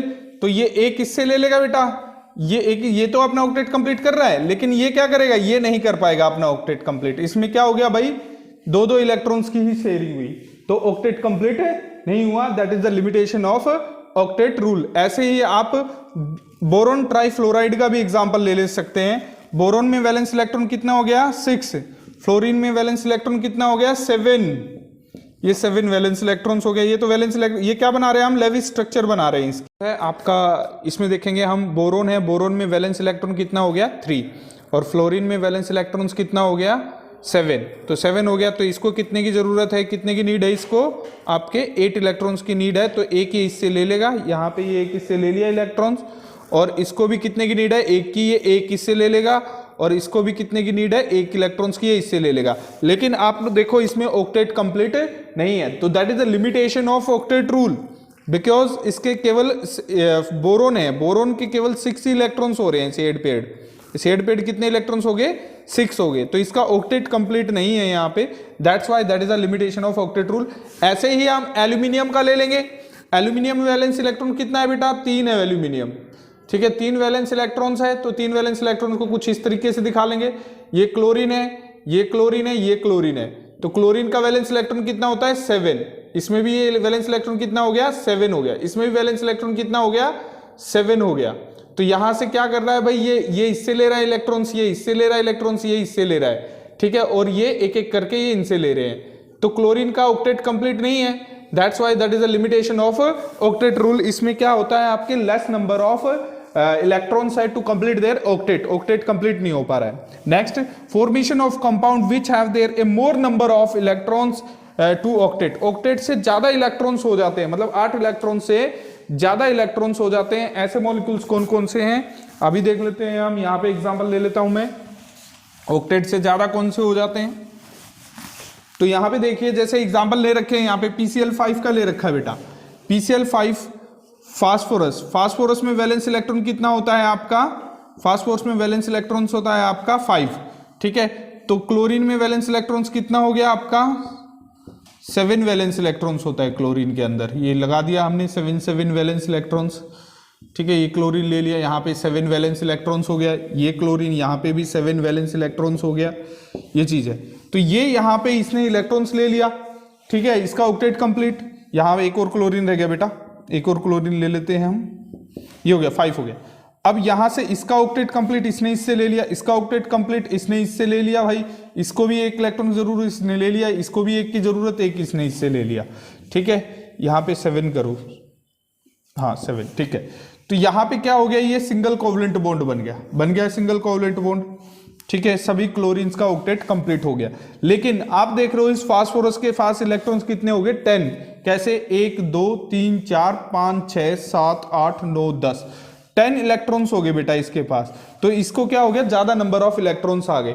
ऐसे ही आप इसमें बनाओगे SF6 में, और ऐसे ही IF7 में आपका 8 से ज्यादा इलेक्ट्रॉन्स हो जाएंगे, इसमें 12 हो जाएंगे और इसमें 14 इलेक्ट्रॉन्स हो जाएंगे आयोडीन के पास, ठीक है। तो that is the limitation of octet rule. और कुछ ऐसे कंपाउंड भी हैं नोबल गैस। अब नोबल गैस जो कंपाउंड होते हैं बेटा, नोबल गैस आपको पता ही है क्या होता है, नोबल गैस होता है जिसका ऑक्टेट कंप्लीट होता है, ठीक है। तो जिसका ऑक्टेट कंप्लीट है वो नोबल गैस है, तो उसको तो कंपाउंड बनाना ही नहीं चाहिए। लेकिन कुछ जिनोन आपका ऐसा एलिमेंट है जो क्या बना रहा है, कंपाउंड बना रहा है। कौन कौन से कंपाउंड बना रहा है जिनोन, वो हम अब देख लेते हैं। जिनोन में जैसे ये XeF2, XeF4, XeF6, ठीक है। XeF2, XeF4 और XeF6 ये कंपाउंड बना रहा है आपके जिनोन, जबकि इसको जिनोन को तो कंपाउंड बनाना ही नहीं चाहिए क्योंकि ये ऑक्टेट है, लेकिन इसके कंपाउंड मिलते हैं हमें। तो that is also the limitation of octet rule. ये लिमिटेशन थी ऑक्टेट रूल के, काफी क्वेश्चंस आते हैं इससे, तो इसको एक बार स्क्रीनशॉट ले लीजिए जल्दी से, ठीक है। फिर चलते हैं हम आगे। नाउ अब हम कर रहे हैं बहुत इंपॉर्टेंट टॉपिक इस चैप्टर का, that is the valence shell electrons pair repulsion theory, ठीक है। इंपॉर्टेंट पॉइंट है ये, valence shell electrons pair repulsion theory. इसको शॉर्ट में हम क्या कहेंगे बेटा, वेस्पर थ्योरी कहेंगे, ठीक है।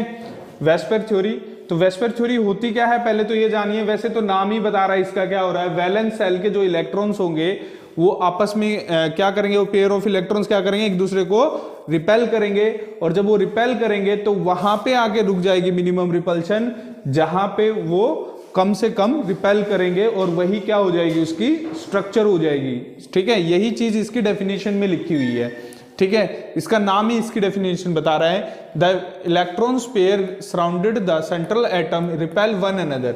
जो सेंट्रल एटम के जो इलेक्ट्रॉन्स होते हैं वो एक दूसरे को क्या करते हैं, रिपेल करते हैं, ठीक है। Move far away from apart, तो वो रिपेल करेंगे तो एक दूसरे से दूर दूर जाएंगे, from one another, then there are no further repulsion, मतलब फर्दर रिपल्शन नहीं होगी, minimum repulsion, minimum to minimum repulsion हो जाएगी between them. As a result the molecules have minimum energy and maximum stability. जो जहां पे उसमें मिनिमम रिपल्शन होगी वहीं पे उस मॉलिक्यूल्स के अंदर मिनिमम एनर्जी हो जाएगी, और वहां पे वो मॉलिक्यूल्स क्या हो जाएगा, स्टेबल हो जाएगा, वहां पे मैक्सिमम स्टेबिलिटी हो जाएगी। ये है आपकी वेस्पर थ्योरी की डेफिनेशन। तो इसको एक बार लिख लीजिए जल्दी से, फिर बाद में स्क्रीनशॉट ले लेना, फिर लिख लेना, अभी देख लो। फिर है main points of VSEPR theory, ये है वो इंपोर्टेंट पॉइंट्स, ठीक है। अब क्या करेगा वेस्पर थ्योरी के अकॉर्डिंग, वो टेबल भी इंपॉर्टेंट है जो मैं बात कर रहा था, टेबल कितना 4.7, ये एनसीईआरटी का है भाई, आपका एनसीईआरटी के अंदर है आपका 4.6 है और 4.7 है। 4.6 विदाउट लोन पेयर वाली है, और 4.7 क्या है इसमें, जिसमें लोन पेयर होते हैं जिस मॉलिक्यूल्स के अंदर, उससे शेप देखी जाएगी, ठीक है। तो सबसे पहले इसमें पोस्टुलेट भी पूछ लेता है, वेस्पर थ्योरी के पोस्टुलेट बताइए। तो पोस्टुलेट में क्या है, सबसे पहला पोस्टुलेट है, मेनली 5 पोस्टुलेट है इसके। पहला पोस्टुलेट है the molecules have a 2 atoms have shape is always linear. बेटा जिसके अंदर 2 एटम होंगे उनकी शेप लीनियर ही मानी जाएगी। जैसे एग्जांपल ले लेते हैं HCl, तो HCl में 2 एटम है तो लीनियर हो गया। H2, HH ये क्या हो गया, लीनियर हो गया, 2 एटम हो गए तो लीनियर। जिसमें 2 होगी उसकी शेप कैसी रहेगी, लीनियर। ये क्या बताती है वेस्पर थ्योरी? मेनली शेप और ज्योमेट्री के बारे में बताती है, ठीक है। तो now second point, the molecules contain 3 और मोर एटम। 3 और मोर एटम मतलब कि 3 से ज्यादा, 3 होंगे या 3 से ज्यादा होंगे, तो एक को तो हम सेंट्रल मानेंगे और औरों के क्या मानेंगे? हम लिंक्ड एटम मानेंगे। जैसे हम ले लेते हैं, कौन सा ले लेते हैं भाई? एल्यूमिनियम वाला ले लेते हैं, AlCl3, ठीक है, ये ले लेते हैं एल्यूमिनियम AlCl3। तो इसमें क्या करेंगे बेटा? ये क्या हो गया? सेंट्रल एटम, और ये Cl क्या हो गए बेटा? इसके लिंक्ड एटम हो गए, ठीक है। ये Cl हो गया। इसका शेप कैसा दिख रहा है आपको? ट्रायंगुलर प्लेनर, एक ट्रायंगल जैसा दिख रहा है, तो इसका शेप ट्रायंगुलर प्लेनर हो जाएगा। तो वो क्या करेंगे भाई? जब ये सेम हो जाएंगे तो ये हो जाएगा लिंक्ड एटम। ये सेकंड पॉइंट यही है। थर्ड पॉइंट और फोर्थ पॉइंट बहुत इंपॉर्टेंट है, इसका वही बताता है, मेनू इसी पे डिपेंड है। If there is central atom is a linked with a surrounded bond pair electrons only same and same atoms, मतलब सेम एटम, कोई जैसे इसमें क्लोरीन सेम लिया है, same atom, then the shape of the molecules is symmetrical and regular geometry. मतलब symmetrical होगी। Symmetrical मतलब सबके अंदर जो बॉन्ड एंगल होगा वो इक्वल होगा, वो एक दूसरे से मॉलिक्यूल जो होंगे वो इक्वल डिस्टेंस पे होंगे, इसका मतलब है सिमेट्रिकल। जैसे इसका बॉन्ड एंगल कितना होगा? 120 का बॉन्ड एंगल होगा, क्योंकि पूरा कितना हो गया? 360 का हो गया, तो इसको सिमेट्रिकल होगी भाई, 3 इक्वल पार्ट में बांट दिया इसको, तो सिमेट्रिकल और रेगुलर ज्योमेट्री हो जाएगी। मतलब ज्योमेट्री भी वही रहेगी जो शेप रहेगी। क्लियर है? ठीक है, ये चीज है इसके अंदर। तो ये हो गया हमारा, किसकी बात होगी? हमारे थर्ड पॉइंट की बात होगी। अगर जो उसके पास केवल बॉन्ड पेयर इलेक्ट्रॉन्स है, नो ओनली लोन पेयर, और उसमें सेम एटम है, कोई डिफरेंट एटम नहीं है, जैसे यहाँ पे जैसे क्लोरीन हो गया, यहाँ ब्रोमीन कर दोगे तो ये अलग हो जाएगा, सेम एटम होने चाहिए थर्ड पॉइंट के लिए। फोर्थ पॉइंट में क्या कहता है भाई? If the central atom is linked with a bond pair as well as lone pair. ये मेन पॉइंट है, पूरा मेन बेस पॉइंट यही है इस थ्योरी का। लोन पेयर या क्या होंगे? उसमें डिफरेंट एटम्स कनेक्ट होंगे, तो shape of the molecules is unsymmetrical and irregular geometry, मतलब उसकी शेप अलग हो जाएगी और ज्योमेट्री भी अलग हो जाएगी। जैसे मैं एक एग्जांपल लेता हूं, इसमें मैं वाटर का एग्जांपल लेता हूं हमेशा, तो वाटर से आप अच्छे से समझ पाओगे इसमें। और ये रिपल्शन कौन ज्यादा करेगा कौन कम करेगा, उसके लिए नीचे दिया गया है। ये मेन चीज है, ये बहुत ही मेन चीज है इस थ्योरी की, ठीक है। क्या है इसमें? लोन पेयर जो रिपल्शन रहेगी, ये लोन पेयर, LP का मतलब लोन पेयर, BP का मतलब बॉन्ड पेयर, ठीक है। Lone pair repulsion is greater than lone pair bond pair repulsion, and lone pair bond pair repulsion is greater than bond pair repulsion, ठीक है। तो इसको मैं थोड़ा सा यहीं पे ही बता देता हूं। जैसे वाटर है, वाटर में लोन पेयर कितना होता है बेटा? 2 लोन पेयर होते हैं और ये बॉन्ड पेयर होते हैं। अब लोन पेयर क्या होते हैं? जो बॉन्डिंग में पार्टिसिपेट नहीं करते, वो लोन पेयर। जो बॉन्डिंग में पार्टिसिपेट करते हैं इलेक्ट्रॉन्स, पेयर ऑफ इलेक्ट्रॉन्स, वो बॉन्ड पेयर। जैसे ऑक्सीजन का वैलेंस इलेक्ट्रॉन कितना हो गया भाई? ऑक्सीजन का वैलेंस इलेक्ट्रॉन्स हो गया आपका 6। हाइड्रोजन का वैलेंस इलेक्ट्रॉन कितना हो गया? 1। तो ये क्या करेगा? ये अपना डुप्लेट कंप्लीट करेगा, डुप्लेट कंप्लीट। ये क्या करेगा? ऑक्सीजन अपना ऑक्टेट कंप्लीट करेगा, ये ऑक्टेट कर लिया। तो मतलब इसके बॉन्ड कैसे हो गए? इसमें ऐसे हो गए। ये तो बॉन्ड पेयर हो गए भाई, इन्होंने बॉन्ड बनाया, और ये क्या हो गया? आपके लोन पेयर हो गए। लोन पेयर मतलब जो बॉन्डिंग में पार्टिसिपेट नहीं करते।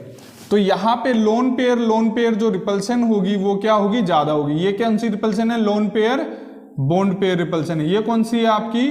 बॉन्ड पेयर रिपल्सन है, ठीक है। तो ये क्या रिपल्सन होगी? ये क्या होगी? ज्यादा होगी। तो ये शेप ऐसी होनी चाहिए थी ना। ये क्या कर दिया इन्होंने? क्या कर दिया? इसको बैंड कर दिया। तो ये क्या होगी? Band shape. इसको क्या बोलेंगे? बैंड शेप या वी शेप बोल देंगे, ठीक है। वी जैसे आकार की शेप हो जाएगी, ठीक है। उल्टा वी हो गया एक किस्म से, वी शेप भी बोल देंगे इसको, ठीक है। तो ये क्या होगी आपकी? बैंड शेप या वी शेप। तो इसमें किसने इफेक्ट डाला? इस लोन पेयर ने इफेक्ट डाला इसमें। अब ये तो होगी शेप इसकी। अब ज्योमेट्री कैसी होगी भाई? ज्योमेट्री में ये चीज ध्यान रखना है, एक चीज और, ज्योमेट्री में हम लोन पेयर काउंट करते हैं। देखो, जिसके अंदर लोन पेयर आ गया उसका ज्योमेट्री और शेप जो है वो अलग अलग रहेगा। जिसके अंदर लोन पेयर नहीं आया, सेम एटम है, उसमें जो ज्योमेट्री है वही शेप है, शेप और ज्योमेट्री सेम रहेगा। अब इसमें ज्योमेट्री क्या रहेगा? टेट्राहेड्रल ज्योमेट्री हो जाएगा बेटा। इसको ऐसे मिला दोगे, ऐसे टेट्राहेड्रल टाइप में बन जाएगा। लोन पेयर भी काउंट हो गए यहाँ पे। तो ये टेट्राहेड्रल इसका ज्योमेट्री होगा, टेट्राहेड्रल। और शेप कैसा होगा? वी शेप या आपका बैंड शेप इसको बोला जाएगा। ठीक है, तो ये चीज है इसमें। टेट्राहेड्रल लिख लेना है इसको, टेट्राहेड्रल। ठीक है, ऐसे ही बहुत सारे एग्जाम्पल हैं। फिर जैसे NH3 का एग्जाम्पल ले लेते हैं हम, NH3 का एग्जाम्पल ले लेते हैं। नाइट्रोजन में क्या हो जाएगा भाई, ये बॉन्ड, ये लोन पेयर हो गए, यहाँ पे ये बॉन्ड पेयर हो गए। ठीक है, ये बॉन्ड पेयर हो गए। तो यहाँ पे क्या हो गया भाई, इसका शेप की मैं बात करूं तो शेप कैसी हो जाएगी इसकी, शेप की मैं बात करूंगा तो शेप कैसी हो जाएगी इसकी, शेप हो जाएगी इसकी पिरामिडल। ठीक है, शेप कैसी हो जाएगी इसकी, पिरामिडल हो जाएगी। ठीक है, पिरामिडल, पिरामिड जैसी हो जाएगी, है ना। देखो पिरामिड जैसी होगी ना, एक पिरामिड बन रहा है ना, अगर जो मैं इसको नेग्लेक्ट करूं तो ये एक पिरामिड बन गया। ठीक है, लेकिन ज्योमेट्री कैसी होगी, ज्योमेट्री में लोन पेयर काउंट होते हैं बच्चे। फिर ये ज्योमेट्री कैसी रहेगी इसकी, टेट्राहेड्रल। ठीक है, ज्योमेट्री कैसी हो जाएगी इसकी, टेट्राहेड्रल ज्योमेट्री हो जाएगी, टेट्राहेड्रल। ठीक है, तो ये चीज होगी इसमें, शेप और ज्योमेट्री अलग अलग हो जाएगी। कब, जब लोन पेयर आ जाएगा तो। ठीक है, तो ऐसे ही आपकी टेबल दी गई है, उसमें ये बताया है भाई कितने लोन पेयर होंगे, कितने बॉन्ड पेयर होंगे, तो क्या शेप बनेगी। ठीक है, तो वो सारी शेप को आपको अच्छे से देख लेना है। फिर भी कोई दिक्कत रहे तो मेन फंडे यही है, इसको ही देख लेना है। लास्ट पॉइंट क्या कह रहा है, लास्ट पॉइंट कह रहा है the exact shape of the molecules depend upon the total pair of electrons surrounded by the central atom. मतलब कितने ज्यादा इलेक्ट्रॉन्स होंगे सेंट्रल एटम के सराउंडेड, कितने पेयर ऑफ इलेक्ट्रॉन्स होंगे, मतलब बॉन्ड पेयर, लोन पेयर, उस पर डिपेंड करेगी उसकी एग्जैक्ट शेप, वो कितना एक दूसरे को रिपेल कर रहे हैं। मतलब मोटा मोटा ये ऊपर वाला ही पॉइंट बोल रहे हैं। क्लियर है। ठीक है, तो ये थी आपकी वेस्पर थ्योरी। तो टेबल देख लेनी है बेटा, टेबल आपको एनसीईआरटी में मिल जाएगी, मैं दिखा भी देता हूं आपको एनसीईआरटी में। ये टेबल है आपकी, इसमें यहाँ पे है ये 4.6 पेज टेबल है, पेज नंबर 4114 पे। ठीक है, ये वो टेबल है जिसमें कोई भी जो है लोन पेयर नहीं आया, सिमेट्रिकल स्ट्रक्चर, मतलब शेप और ज्योमेट्री सेम रहेगी। और ये वो टेबल है 4.7 जिसमें क्या आ रहा है, एक लोन पेयर आ रहा है, तो उससे उसकी शेप जो है वो चेंज हुई जा रही है। तो वो शेप आपको, जैसे इसमें बॉन्ड पेयर कितने, लोन पेयर कितने हैं, तो उसकी शेप क्या होगी, ये सब बना के आपको देखना है। ठीक है, अपनी उससे ये बना लेना, तभी आपको सही से समझ में आएगा। ठीक है, और ये बहुत इंपॉर्टेंट पॉइंट है, क्योंकि इसका हाइब्रिडाइजेशन निकालेंगे तो शेप जो है मेनली इससे बताओगे तो बहुत ईजी रहेगा। हाइब्रिडाइजेशन से शेप बताओगे थोड़ा डिफिकल्ट हो जाता है, कहीं कहीं चेंज हो जाता है, इससे सही रहता है आपका। ठीक है, तो ये थी आपकी वेस्पर थ्योरी। तो एक स्क्रीनशॉट ले लीजिए जल्दी से, फिर हम आगे चलते हैं। Now next topic is valence bond theory. तो वैलेंस बॉन्ड थ्योरी में हम दो चीजें पढ़ेंगे। एक तो पढ़ेंगे in terms of energy conservation, energy conservation कैसे डिपेंड करता है कि भाई कितना इलेक्ट्रॉन मॉलिक्यूल स्टेबल होगा या नहीं होगा। ठीक है, और in terms of orbital overlapping concept ये बताता है कि भाई कौन कौन से, जब मॉलिक्यूल्स बॉन्ड बना रहा है तो कौन कौन से ऑर्बिटल आपस में ओवरलैप कर रहे हैं। ठीक है, तो ये है हमारी वैलेंस बॉन्ड थ्योरी। तो इसमें ये क्या दिखाएंगे हम, रिपल्सिव एनर्जी देखेंगे और कौन सी एनर्जी देखेंगे, अट्रैक्टिव एनर्जी देखेंगे इसके अंदर। जहां पे अट्रैक्टिव एनर्जी क्या हो जाएगी आपकी, अट्रैक्टिव एनर्जी क्या हो जाएगी, ग्रेटर हो जाएगी किससे, रिपल्सिव एनर्जी से। ठीक है, तो वो मॉलिक्यूल्स क्या कर जाएगा, एग्जिस्ट कर जाएगा। और जहां पे रिपल्सिव एनर्जी ज्यादा हो जाएगी किससे, अट्रैक्टिव एनर्जी से, तो वो मॉलिक्यूल्स एग्जिस्ट नहीं करेगा। तो ये चीज इसमें रहेगी। तो देखिए ध्यान से, इसमें क्या होता है, अट्रैक्टिव एनर्जी ज्यादा होती है, रिपल्सिव एनर्जी ज्यादा होती है। हाइड्रोजन, हाइड्रोजन की बात कर लेते हैं, ये हाइड्रोजन है, ये हाइड्रोजन है। तो इस हाइड्रोजन में क्या बेटा, एक एक एटॉमिक नंबर होता है। इसका मतलब क्या है, इसके अंदर एक न्यूक्लियस के अंदर एक प्रोटॉन है और एक एक क्या है इसमें इलेक्ट्रॉन्स है। ठीक है, तो मैं अट्रैक्टिव एनर्जी को किससे दिखा रहा हूं, ब्लू पेन से दिखा रहा हूं। ठीक है, ब्लू मार्कर से। ये क्या है आपकी अट्रैक्टिव एनर्जी है। ठीक है, ये अट्रैक्टिव एनर्जी है, क्योंकि ये नेगेटिव है और ये पॉजिटिव है, तो नेगेटिव पॉजिटिव के बीच में अट्रैक्टिव एनर्जी है। रिपल्सिव एनर्जी कौन सी होती है भाई, ये रिपल्सिव एनर्जी है। ठीक है, रिपल्सिव एनर्जी मतलब इलेक्ट्रॉन्स इलेक्ट्रॉन्स के बीच में रिपल्सिव एनर्जी होगी, ये रिपल्सिव एनर्जी होगी और ये वाली रिपल्सिव एनर्जी होगी। क्लियर है। ठीक है, तो यहाँ पे क्या हुआ बेटा, ये डिस्टेंस क्या होगा, ज्यादा होगा। मतलब क्या हुआ, ये डिस्टेंस क्या है, कम है। तो यहाँ पे क्या है, ये अट्रैक्टिव एनर्जी क्या होगी भाई, ये अट्रैक्टिव एनर्जी है और ये रिपल्सिव एनर्जी है हमारी, ये रिपल्सिव एनर्जी है। ठीक है, 2 रिपल्सिव एनर्जी है। तो यहाँ पे क्या हुआ, अट्रैक्टिव एनर्जी क्या होगी, ज़्यादा होगी। इसको A1 A2 से ऐसे दिखा लो भाई, ये A1 हो जाएगा, ये A2 हो जाएगा, और रिपल्सिव एनर्जी में ये क्या हो जाएगा भाई, R1 और ये R2। तो A1 प्लस A2 मतलब A1 प्लस A2 क्या हो गया भाई, ज़्यादा हो गया। A1 प्लस A2 मतलब रिपल्सिव अट्रैक्टिव एनर्जी क्या है यहाँ पे, ज़्यादा है as compare to repulsive energy R1 plus R2 के कंपैरिजन में। तो यहाँ पे क्या हो गया, क्यों हुई ये ज़्यादा, क्यों हुई ये कम क्यों हुई बेटा, क्योंकि ये डिस्टेंस ज़्यादा हो गया तो रिपल्सन कम होगी। यहाँ पे डिस्टेंस कम है तो यहाँ पे अट्रैक्शन ज़्यादा होगी, दैट्स वाई अट्रैक्शन ज़्यादा हुई, रिपल्सन कम हो गई, तो ये मॉलिक्यूल्स एग्जिस्ट कर जाएगा आपका। क्लियर है। नाउ हम आ जाते हैं अब हीलियम में। हीलियम में देखते हैं भाई अट्रैक्टिव एनर्जी ज़्यादा होगी या रिपल्सिव एनर्जी ज़्यादा होगी। अब हीलियम में आप जानते हो हीलियम का एटॉमिक नंबर 2 होता है। हीलियम का एटॉमिक नंबर 2 है तो 2 हीलियम मान के चलते हैं हम यहाँ पे, ठीक है। तो 2 है एटॉमिक नंबर, तो 2 इसके अंदर प्रोटॉन होंगे। ये 2 मैंने क्या ले लिए, प्रोटॉन ले लिए बेटा, यहाँ पे ये 2 प्रोटॉन ले लिए। और यहाँ पे 2 क्या होंगे, इसके पास इलेक्ट्रॉन्स होंगे, ये इलेक्ट्रॉन्स ले लिए, 2 इलेक्ट्रॉन्स ले लिए, ठीक है। तो मैं अट्रैक्टिव एनर्जी को किससे दिखा देता हूँ, आपको ब्लू मार्कर से दिखाते हैं अट्रैक्टिव को। ये अट्रैक्टिव हो गया, ये A1 मान लीजिए, ठीक है, ये A2 मान लीजिए, और यहाँ पे ये A3 मान लीजिए बच्चे, और ये क्या मान लोगे, A4। तो ये आपके अट्रैक्टिव एनर्जी हैं। तो रिपल्सिव एनर्जी कौन कौन सी हैं, एक तो ये होगी रिपल्सिव एनर्जी R1 मान लो, एक ये होगी रिपल्सिव एनर्जी, ये R2 मान लो, एक ये होगी रिपल्सिव एनर्जी, ये R3 मान लो, एक ये भी होगी रिपल्सिव एनर्जी भाई, यहाँ पे भी ये इलेक्ट्रॉन भी रिपल्शन करेगा और ये इलेक्ट्रॉन्स भी रिपल्शन करेगा।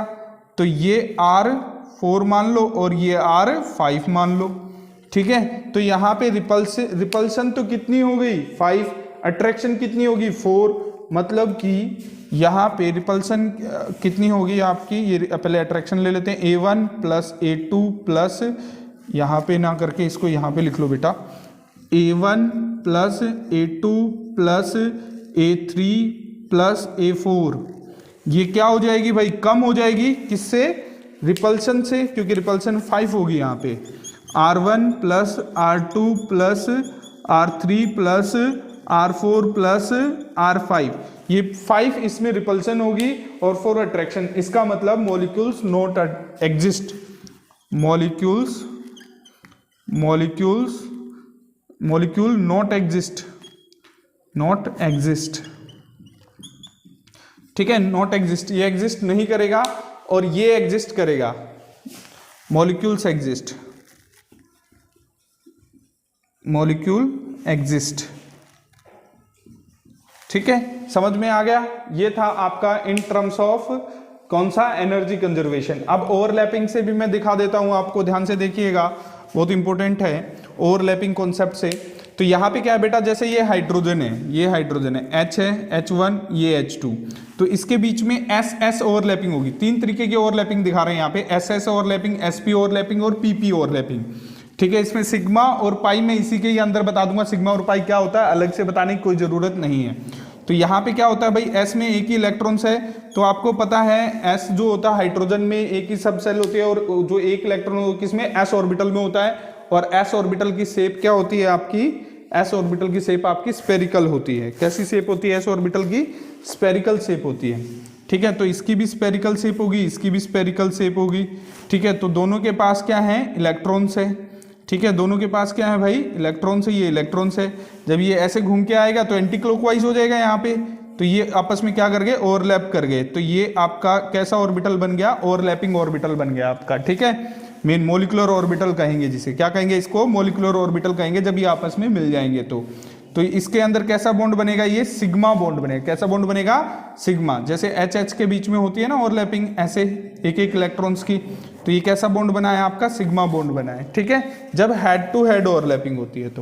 तो यहाँ पे क्या है, इसमें क्या है, एक S होगा, कैसे होगा एक S, वो भी मैं बताता हूँ, इलेक्ट्रॉनिक कॉन्फ़िगरेशन से पता चलता है हमें। जैसे इसका इलेक्ट्रॉनिक कॉन्फ़िगरेशन 1s1 और इसका 1s1 होता है इसका इलेक्ट्रॉनिक, ऐसे ही हाइड्रोजन में HCl में बना रहे हैं, तो इसका इलेक्ट्रॉनिक कॉन्फ़िगरेशन क्या होता है, 1s1 इसका इलेक्ट्रॉनिक कॉन्फ़िगरेशन क्या होता है क्लोरीन का 1s2 2s2 2p6 3s2 3p5 ये होता है। तो मेनली ये तो बॉन्डिंग में पार्टिसिपेट करेंगे नहीं, इनमें से जो अनपेयर्ड होगा वो ओवरलैप करेगा।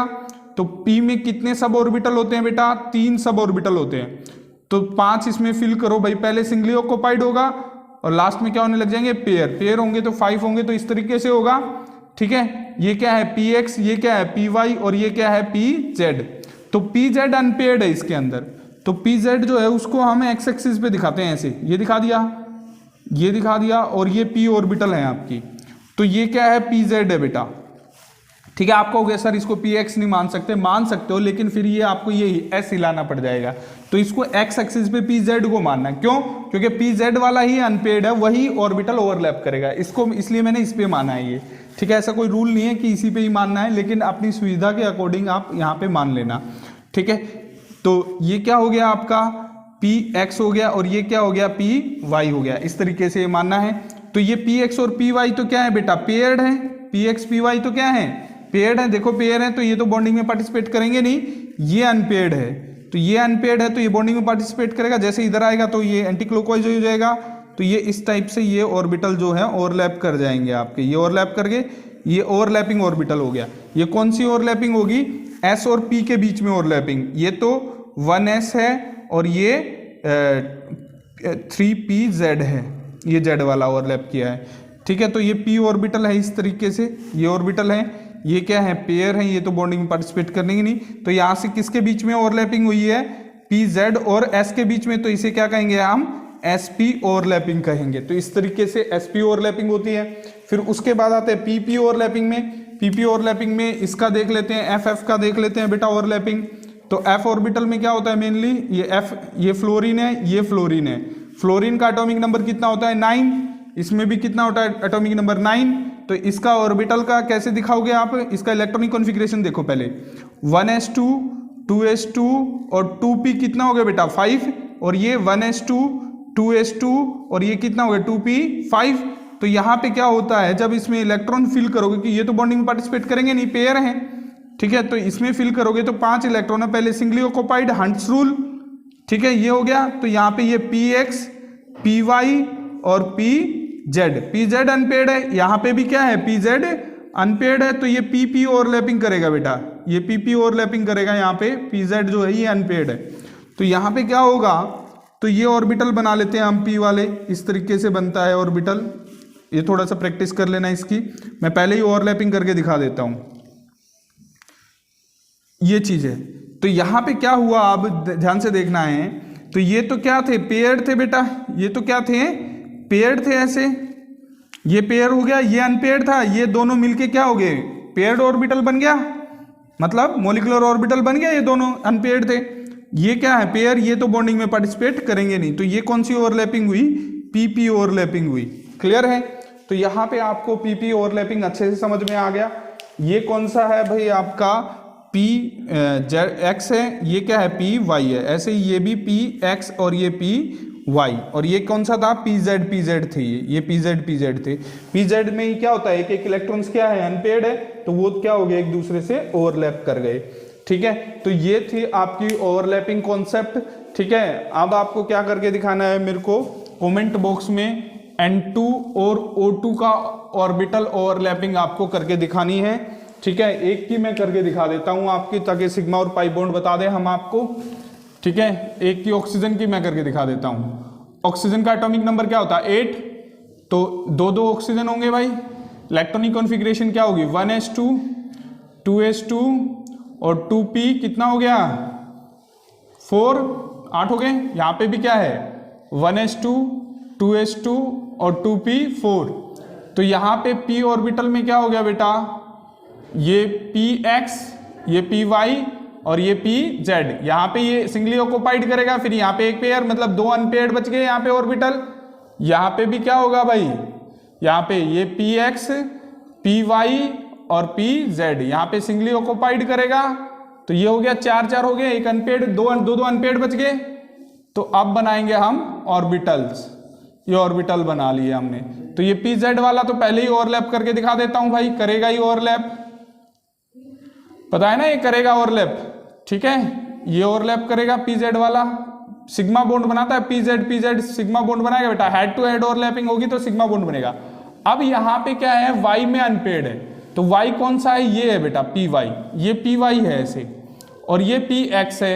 अब पी एक्स में क्या है भाई, दोनों के दोनों पेड हैं, ये पेड हैं, ये देखो ये पेड आ गया, ये अनपेड आ गया, तो अनपेड क्या करेगा, साइड से ओवरलैपिंग करेगा, ये साइड से ओवरलैपिंग कर गया, तो साइड से ओवरलैपिंग कर गया, जब साइड से ओवरलैपिंग करता है तो यहां बनता है पाई बॉन्ड, कैसा बॉन्ड बनता है, पाई बॉन्ड, तो ये सिग्मा बॉन्ड बन गया, ये पाई बॉन्ड बन गया। जब साइडवेज ओवरलैपिंग होगी तो पाई बॉन्ड बनेगा।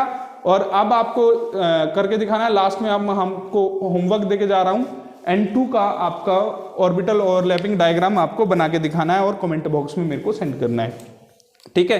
तो ये था, अब वीडियो काफी लंबी हो चुकी है, तो इसको यहीं पे ही हम पार्ट 1 के नाम से इसको खत्म करते हैं इस वीडियो को, ठीक है। पार्ट 2 में हम 5 चीजें पार्ट 2 में करेंगे। एक तो बॉन्ड पैरामीटर करेंगे, दूसरा ये करेंगे polar non polar dipole movement, तीसरा क्या करेंगे हम, हाइब्रिडाइजेशन, ठीक है, और चौथा क्या करेंगे हम, मॉलिक्यूलर ऑर्बिटल थ्योरी, मतलब इसमें क्या रह गया, हाइब्रिडाइजेशन रह गया, ठीक है, एमओ मॉलिक्यूलर ऑर्बिटल थ्योरी और हाइड्रोजन बॉन्डिंग, ठीक है, हाइड्रोजन बॉन्डिंग। ये 5 टॉपिक हम नेक्स्ट इसके पार्ट 2 में करेंगे। अगर जो वीडियो अच्छी लगे तो लाइक शेयर और कमेंट करना बेटा, काफ़ी अच्छी मेहनत करने की कोशिश की है। एक बार प्लीज़ इसका स्क्रीनशॉट ले लो पहले तो, ठीक है, स्क्रीनशॉट लेके और इसको बना के देखना है आपको, ठीक है, और ज़्यादा से ज़्यादा शेयर करना ताकि हमें थोड़ा सा मोटिवेशन मिले और हम और ज़्यादा आपके लिए अच्छी से अच्छी वीडियो बनाएं। और शेयर करो, लाइक करो और सब्सक्राइब करो। Thank you very much for watching.